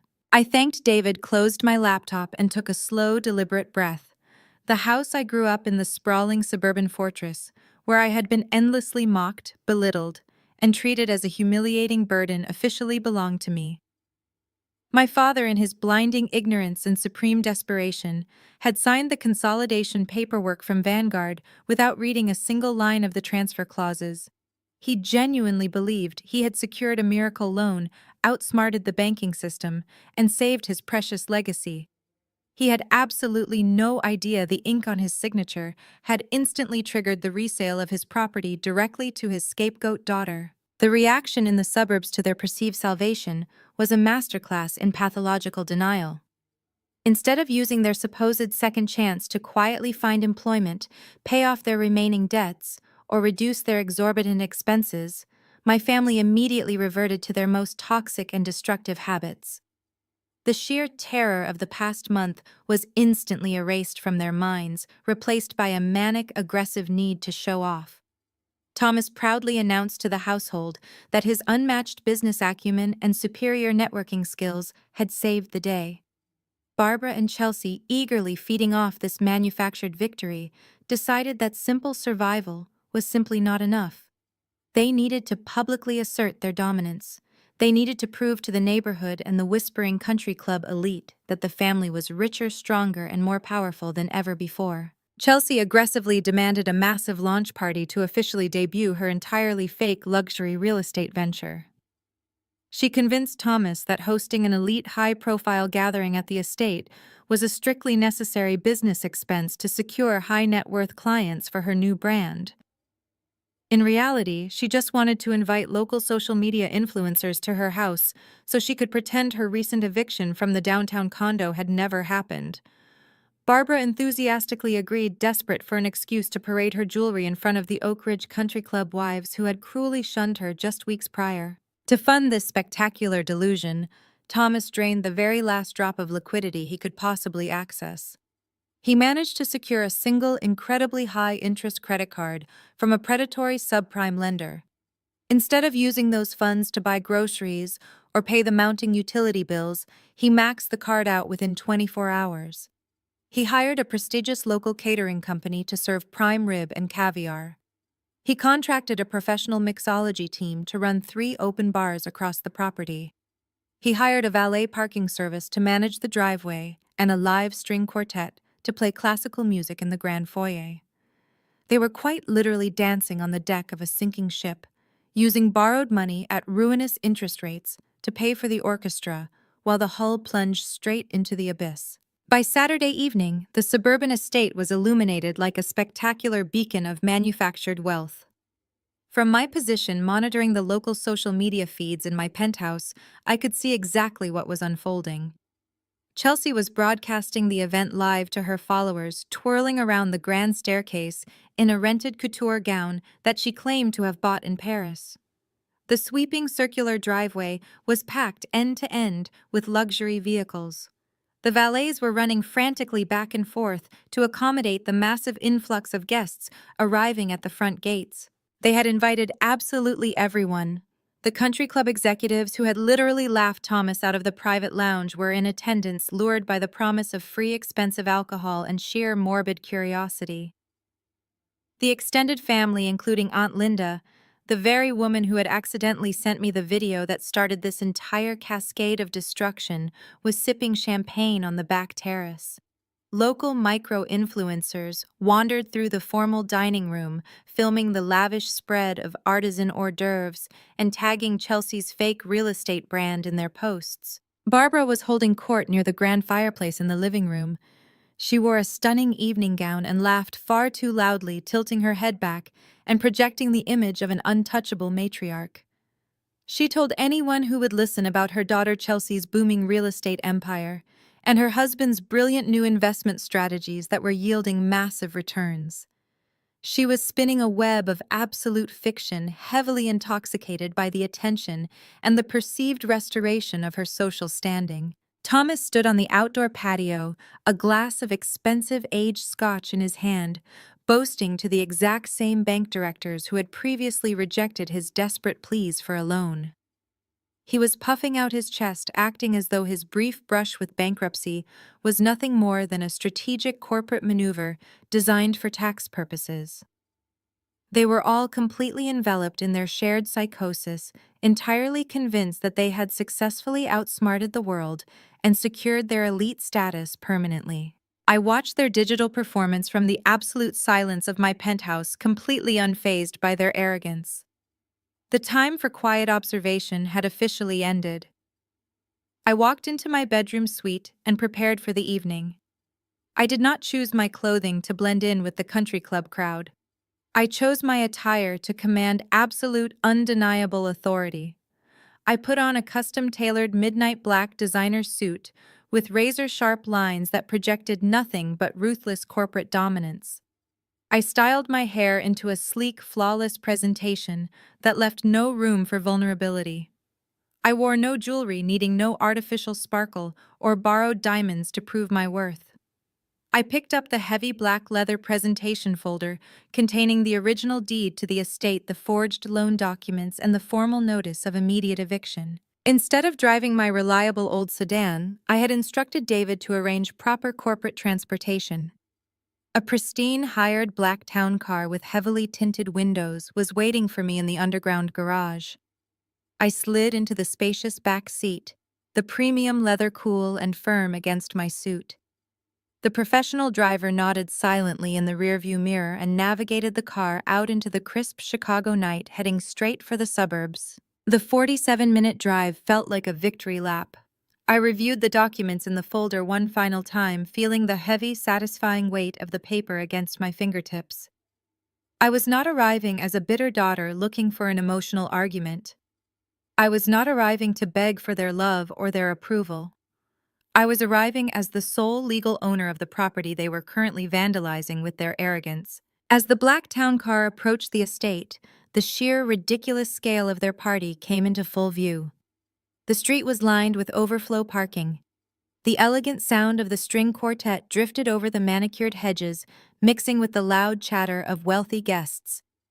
The hired driver pulled the vehicle smoothly past the open iron gates and navigated straight up the sweeping circular driveway, coming to a halt directly in front of the grand portico, right in the center of the action. The valets, assuming an incredibly important executive or a VIP guest had just arrived, rushed forward immediately to open the heavy car door. The guests lingering on the front steps paused their conversations, their glasses of champagne lowering as their eyes were drawn to the sleek, intimidating vehicle. I stepped out of the car, the sharp heels of my designer shoes clicking aggressively and rhythmically against the pavement.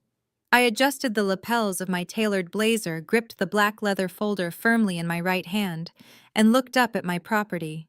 The music from inside the foyer seemed to quiet down as people noticed the stark contrast of my arrival. Through the massive, brightly lit bay windows, I could see Thomas, Barbara, and Chelsea holding court in the center of the living room. I watched as their heads turned toward the commotion at the front entrance. The confident, smug smiles completely froze on their faces as they peered through the glass and recognized the woman stepping out of the town car.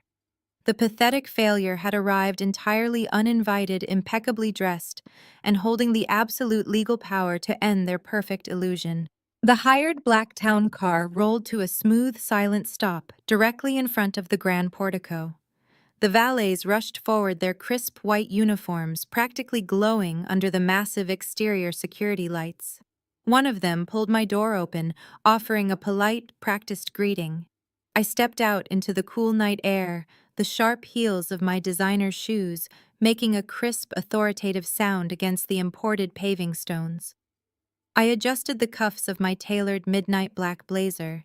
It was a custom piece engineered with sharp architectural lines that projected absolute, undeniable power. I held the thick black leather presentation folder firmly in my left hand. David, my wealth manager, stepped out of the opposite side of the vehicle. He wore an immaculate charcoal suit and carried a sleek titanium briefcase, moving with the quiet, lethal grace of a seasoned corporate attorney preparing for a hostile takeover. We walked up the wide stone steps in perfect unison. The heavy oak doors were pinned wide open to welcome the steady stream of local socialites and country club elite. The lively, arrogant chatter of the party immediately began to falter as we crossed the threshold. Guests in pastel cocktail dresses and linen sport coats instinctively parted to make way for us. The visual contrast of my dark, structured corporate armor against their sea of suburban leisure wear was striking. I did not look left or right. I kept my gaze fixed dead ahead, projecting a terrifying, unyielding calm. The string quartet playing in the corner of the grand foyer missed a beat as the cellist noticed the sudden heavy shift in the room's energy, but they scrambled to recover their rhythm. My father broke away from a group of banking executives standing near the sweeping staircase. His face flushed a dangerous mottled shade of crimson the second he recognized me. He practically sprinted across the foyer, abandoning his drink on a passing waiter's tray. He intercepted me just before I could reach the sunken living room, throwing his broad shoulders square in a desperate attempt to physically block my forward momentum. He leaned in close, bringing the sharp scent of expensive aged scotch and nervous, frantic sweat directly into my personal space. "What in the world do you think you are doing?" Thomas hissed, his voice a frantic, strangled whisper designed to avoid alerting his nearby wealthy guests. "Get out of here immediately. You are ruining our image. We have important investors here tonight. You have absolutely no right to show up uninvited and humiliate us." I did not step back. I did not flinch. I looked at the vein throbbing violently at his temple and the frantic, terrified energy practically radiating from his pores. I am not here to humiliate you, Dad, I replied, my voice pitched at a perfectly conversational volume that carried effortlessly over the classical music. I am simply here to inspect my property. Thomas let out a sharp, derisive scoff. He reached out, attempting to grab my upper arm to physically steer me back toward the front door. This is my house, he growled, the raw panic in his eyes entirely betraying his aggressive, commanding tone. You do not own anything here. Now get out before I have the valets throw you off the estate. I smoothly sidestepped his grasping hand. I did not even bother to argue with his delusion. Instead, I raised my right hand and gave a slight, almost imperceptible nod to David. My wealth manager stepped forward immediately, moving with flawless mechanical precision. He easily bypassed my father's defensive stance and presented a thick, legally sealed envelope directly at chest height. Thomas stared at the heavy manila envelope, his hand stubbornly refusing to take it. Mr. Thomas David said, his voice carrying the absolute chilling authority of a top-tier financial executor. Consider yourself formally served on behalf of the primary deed holder of this estate. I highly recommend you take the document. Thomas mechanically took the envelope, his fingers trembling uncontrollably against the heavy paper. Behind him, Barbara and Chelsea had finally noticed the commotion. They were pushing their way through the crowd of wealthy onlookers, their faces transforming into masks of sheer, unadulterated horror. They recognized David from my previous descriptions of my financial team, and they saw the black leather presentation folder firmly gripped in my hand. I walked right past my frozen father, moving directly into the center of the massive living room. I turned toward the string quartet. "Excuse me," I said, my voice cutting through the air like a steel blade. "Stop playing, please." The musicians instantly lowered their bows. The sudden, absolute silence that slammed down over the grand room was deafening. Every single conversation ceased. Every glass of champagne was lowered. Over 100 of the most elite wealthy individuals in the county turned their undivided attention entirely to me. I stood in the dead center of the room, radiating an undeniable gravity-shifting power. Thank you all for coming tonight to celebrate my family's supposed financial triumph. I projected my voice clearly, ensuring every single word reached the farthest corners of the room. My father has spent the evening boasting about a miraculous private equity buyout. My sister has been broadcasting her luxury real estate launch to anyone who will listen. My mother has been proudly showcasing a lifestyle of untouchable generational wealth. I paused, letting my gaze sweep across the sea of shocked, attentive faces. Aunt Linda stood near the fireplace, her mouth completely open. The bank executives Thomas had been trying to impress stared at me in stunned, breathless silence. I opened the black leather presentation folder, the crisp sound of the parting leather echoing in the quiet room. But since we are surrounded by so many esteemed business professionals and investors tonight, I think it is only fair to ensure total financial transparency. My name is Vanessa. I am Thomas and Barbara's eldest daughter. I am also the sole founder and chief executive officer of a global logistics software company. But to the three people standing trembling behind me, I am known by a different name. I looked directly at my mother. Barbara looked like she was about to pass out directly onto the expensive Persian rug. I am Apex Holdings. Gasps echoed rapidly through the affluent crowd. Chelsea let out a strangled, high-pitched noise, her hands flying up to cover her mouth. Thomas tore open the manila envelope David had given him, his eyes scanning the certified deed transfer documents with sheer, unbridled terror. For 5 years, I continued, my voice absolutely unwavering. My family believed they were being sustained by a mysterious, anonymous trust fund. They used those invisible funds to finance their arrogance, to mock my career, and to publicly call me a pathetic failure on a daily basis. So let us talk about the exact cost of that failure. I held up the first page of my documentation, holding it high so the crowd could see the official bank letterheads. For the last 60 months, I have personally paid the $8,500 mortgage and property tax bill to keep this exact roof over your heads. That is over $500,000 entirely funded by the daughter you claimed was useless.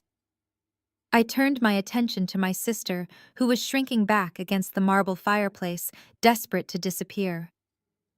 I am the anonymous angel investor who paid your $5,000 a month rent for your downtown luxury condo, Chelsea. That is $180,000 I handed over so you could pretend to be a successful influencer while you treated me like absolute dirt. The crowd was completely captivated.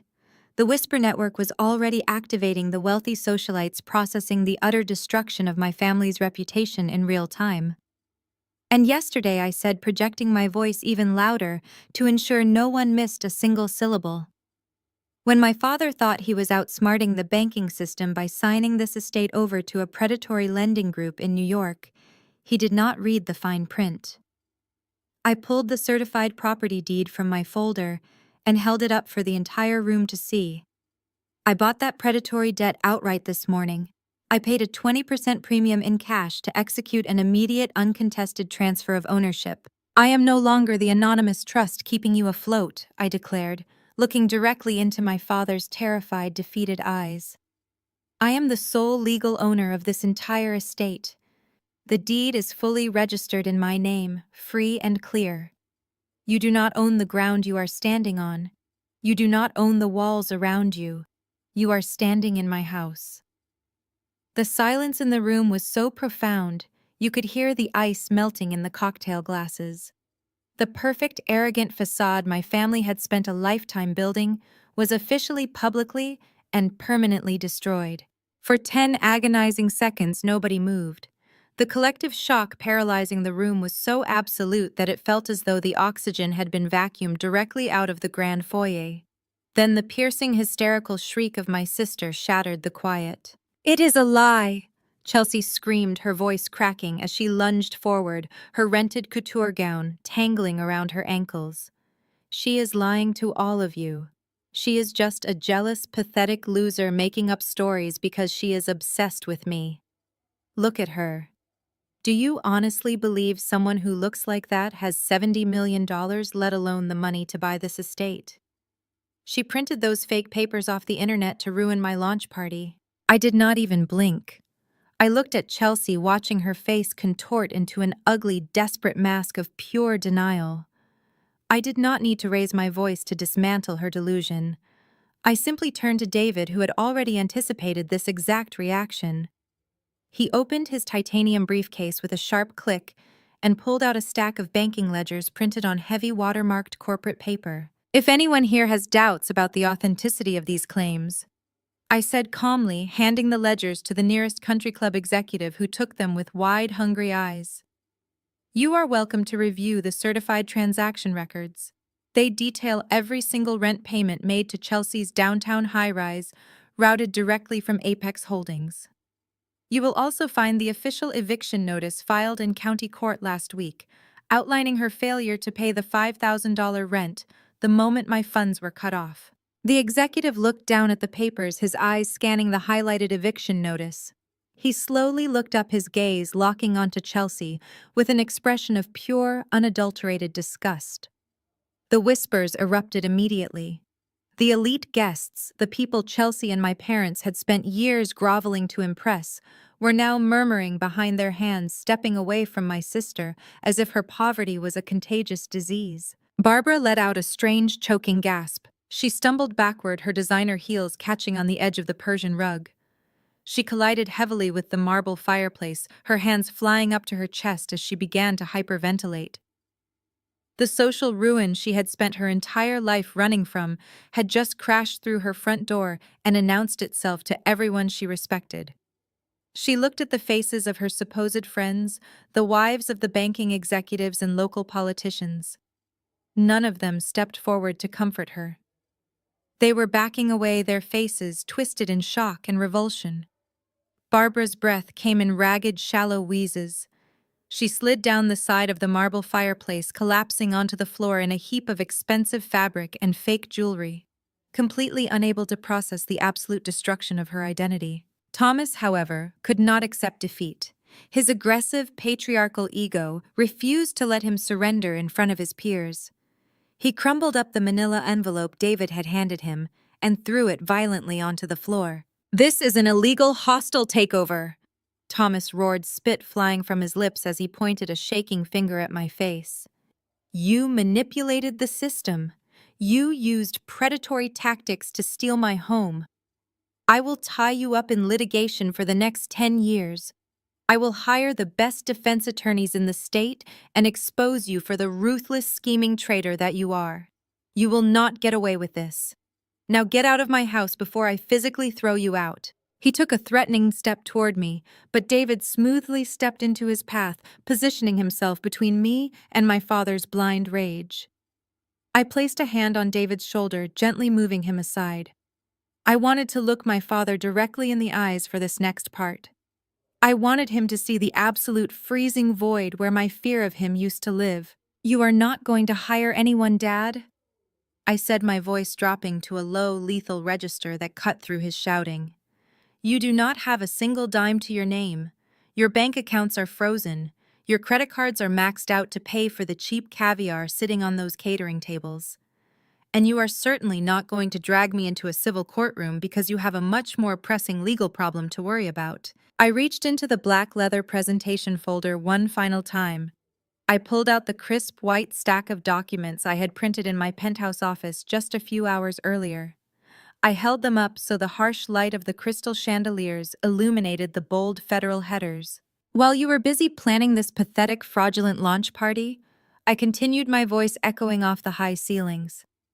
I received a Tier 1 security alert from my executive credit monitoring service. Someone used my exact name, my social security number, and stolen copies of my old tax documents to apply for a $150,000 unsecured personal consolidation loan. The remaining color drained entirely from Thomas's face. He froze, his aggressive posture instantly collapsing into rigid, terrified paralysis.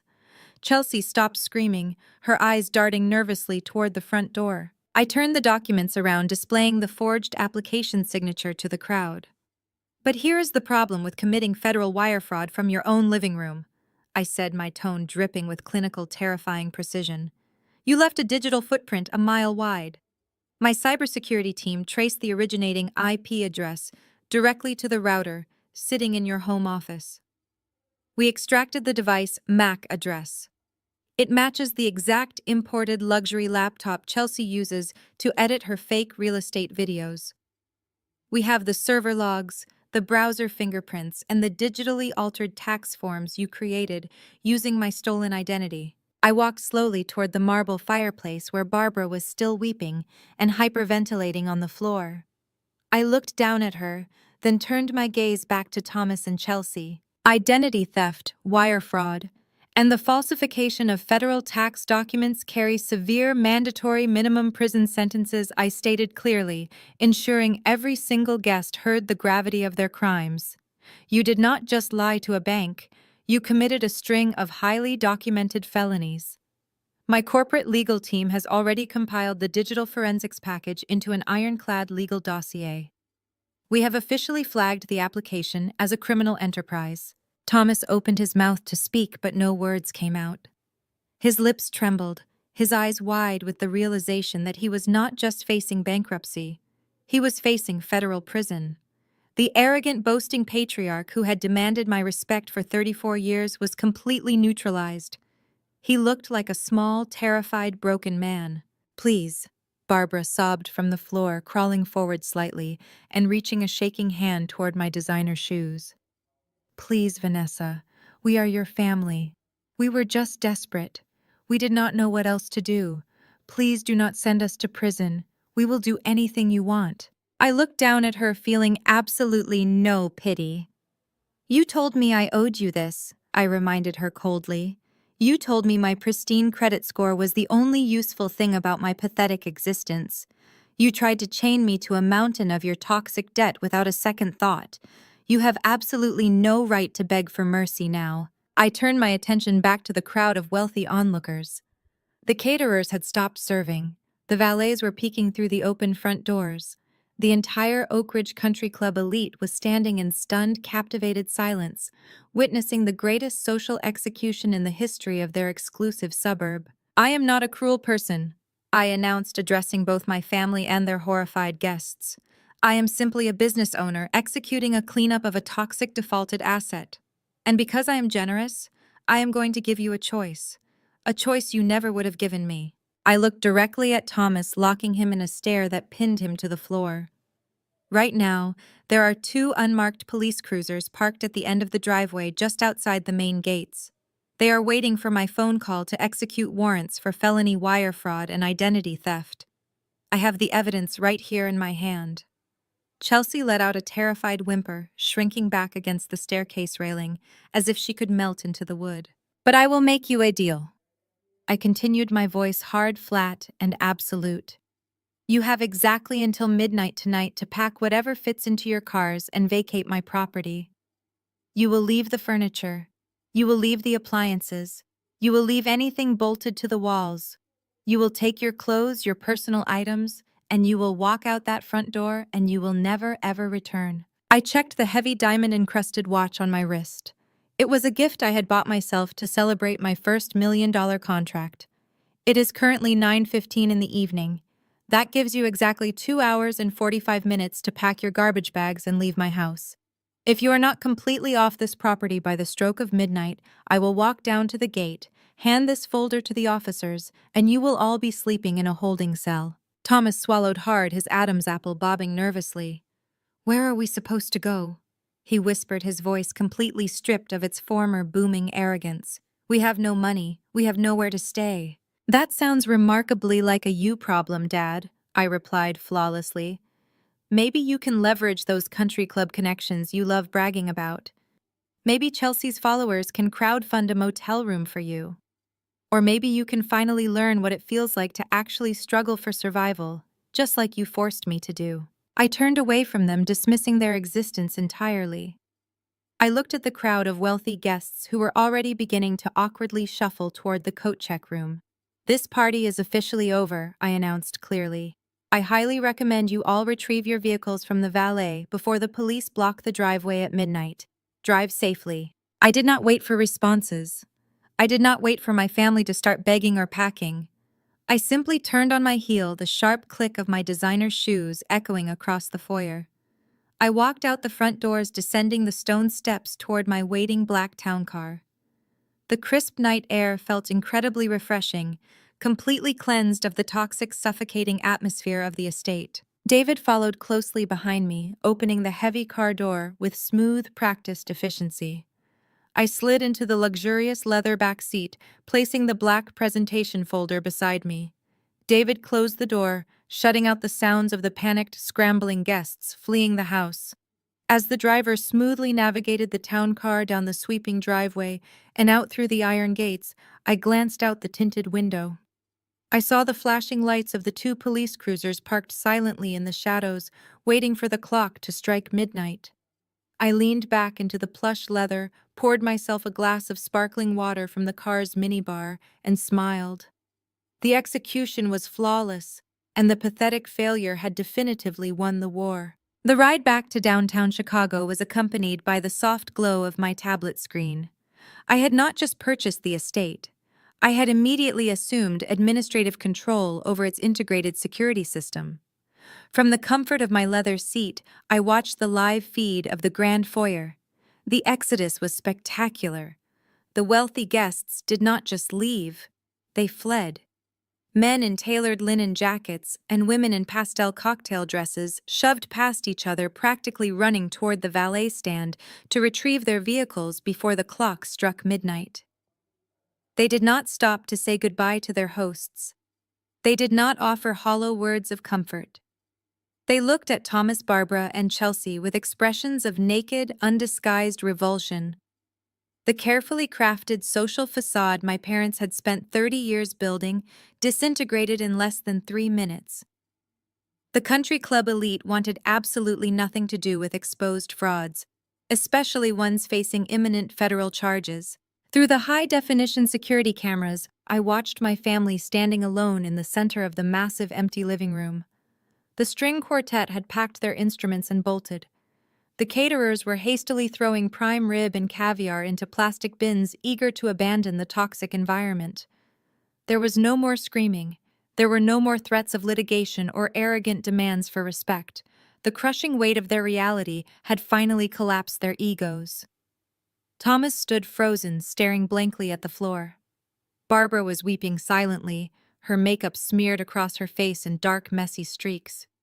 Chelsea, stripped of her fake influencer persona and her unearned luxury, looked like a terrified child. The digital clock in the corner of my screen ticked relentlessly toward midnight. The realization of the deadline broke their paralysis. I watched as they scrambled. There were no designer suitcases left. Chelsea had already used the black garbage bags from her previous eviction, and now they were forced to raid the kitchen pantry for more. They ran frantically from room to room, shoving clothes, toiletries, and whatever meager personal items they could carry into the thin plastic sacks. The humiliating silence of their packing was absolute. They did not speak to each other. They did not argue. They were completely consumed by the sheer primal panic of beating the clock. At 11:45, they dragged their heavy, misshapen garbage bags out the front door. They crammed them into the trunk of Thomas's leased SUV. They drove down the sweeping circular driveway, passing the silent waiting police cruisers, and disappeared into the dark. They had been completely, systematically outplayed by the scapegoat they had spent a lifetime mocking. 6 months passed. The transition from chaotic suburban warfare to profound corporate serenity was absolute. I did not keep the estate. I had absolutely no desire to live within the walls where I had been subjected to decades of emotional abuse. I hired a ruthless luxury real estate firm to list the property. Without my parents there to drag down the property value with their deferred maintenance and poor financial decisions, the mansion sold in less than a month. It sparked a bidding war among out-of-state tech executives and closed for significantly over the asking price. After clearing the initial debt I had purchased from Vanguard Holdings Group, the remaining profit margins were massive. It was millions of dollars in pure, unencumbered liquid capital. I did not absorb that money into my personal accounts. I did not buy a yacht or a private island. I took the entire profit from the sale of my childhood trauma and used it to build something beautiful. I established the Apex Women in Technology grant. The foundation was specifically designed to provide full-ride university scholarships, venture capital seed funding, and comprehensive mentorship programs for underprivileged women looking to break into the software engineering and logistics sectors. I funded the dreams of brilliant, hungry, determined women who had the drive to succeed but lacked the financial safety net. I took the wealth my father had squandered on country club dues and my mother had wasted on fake friendships, and I transformed it into a legacy of genuine systemic empowerment. It was the ultimate poetic recycling of toxic assets. While my empire expanded globally and my philanthropic foundation changed lives, my biological family was experiencing the brutal, unfiltered reality of the world they had previously insulated themselves from. I did not actively track them, but in the digital age, certain information inevitably filters through professional channels and public records. Thomas was facing absolute legal ruin. The creditors he had dodged for years had finally cornered him. Without the estate to use as leverage, and with his reputation utterly destroyed in the local business community, he was drowning in a sea of civil lawsuits and wage garnishments. He could not secure a job in management. He was considered a massive liability. Chelsea was forced to abandon her delusions of grandeur completely. The luxury real estate market would not touch an agent with a highly publicized, spectacular eviction and a connection to a federal fraud investigation. Without my silent financial backing to fund her designer wardrobe and aesthetic backdrops, her influencer brand evaporated overnight. The golden child was currently working a minimum wage retail job at a suburban discount mall. She spent her days folding cheap sweaters and dealing with angry customers wearing a polyester uniform that she undoubtedly despised. They lived together in a cramped, dark, two-bedroom apartment on the outskirts of the city, right next to a loud industrial train track. The rent was cheap, the walls were paper-thin, and the reality of their situation was inescapable. There were no catered dinners. There were no country club galas. There was only the suffocating, grinding pressure of living paycheck to paycheck, trapped in a tiny space with the very people they resented most.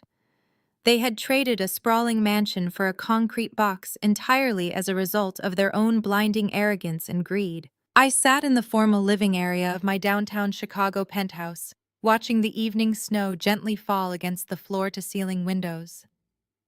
The city below was a beautiful, quiet snow globe of glittering lights. A fire crackled warmly in the modern stone hearth. I held a cup of chamomile tea, letting the soothing heat warm my hands. My logistics software company had just closed its most profitable quarter in history. The first class of Apex grant recipients had officially started their university programs that morning. My life was a masterpiece of peace, purpose, and absolute control. My personal cell phone buzzed softly on the glass coffee table. I reached over and picked it up. It was a text message from an unknown number, but the frantic, emotionally manipulative tone was instantly recognizable. Vanessa. Please, the text read. It is your mother. We are freezing in this awful apartment. Your father is sick from the stress. Chelsea cries every single night. We have nothing left. We have learned our lesson. Please just talk to us. Give us a second chance. We are your family. I am begging you. I read the message twice. I searched my heart for any lingering trace of guilt, any small tremor of obligation, any faint whisper of the terrified, desperate girl who used to crave their validation. I found absolutely nothing. There was no anger left to burn. There was no sadness left to weep over. There was only a clean, vast, beautiful emptiness where they used to live. They were no longer my family. They were just strangers dealing with the consequences of their own terrible choices. I did not type a response. I did not offer them the satisfaction of my anger or the closure of my forgiveness. I simply tapped the contact settings on my phone, selected the block caller option, and confirmed the action. The message disappeared from my screen, permanently deleting their final, pathetic attempt at manipulation from my life. I set the phone back down on the table face down and turned my attention back to the glittering Chicago skyline. The snow continued to fall, burying the past under a fresh, pristine layer of white. I took a slow sip of my tea, leaned back against the plush cushions of my sofa, and smiled into the quiet room. The storm was finally over, and I was going to enjoy every single second of the absolute unbroken peace I had so ruthlessly earned. The greatest illusion we are taught is that family loyalty must be unconditional, even when it costs us our dignity, our sanity, and our future. For years, I operated under the false hope that if I just gave enough, protected them enough, and quietly absorbed their cruelty, my family would eventually see my true worth. But toxic people do not value your sacrifices. They only value what they can extract from you. They will literally drink the champagne you bought while mocking the clothes on your back. True empowerment begins the exact moment you stop seeking validation from people who are fundamentally committed to misunderstanding you. Building my logistics empire taught me that financial independence is more than just wealth. It is the unbreakable armor that allows you to walk away from tables where respect is no longer being served. I learned the hard way that you cannot buy genuine love, and you certainly cannot negotiate with narcissists. The only way to win a rigged game is to flip the board and stop playing entirely. When I finally cut the financial cord, I didn't just repossess a suburban estate. I reclaimed my entire identity. Sometimes the most profound act of self-love is stepping back and letting toxic people face the absolute unfiltered consequences of their own blinding arrogance. Peace doesn't always come from tearful cinematic reconciliations. Sometimes it comes from a blocked phone number, a secure penthouse, and the quiet, beautiful realization that you are finally free. If you have ever found yourself burning yourself alive just to keep toxic family members warm, it is time to put out the fire. Share your stories of reclaiming your power and setting unbreakable boundaries in the comments below. Hit that like button, subscribe to the channel for more stories of surviving toxic families, and remember, your worth is never determined by those who are too arrogant to see it. It is time to take your power back.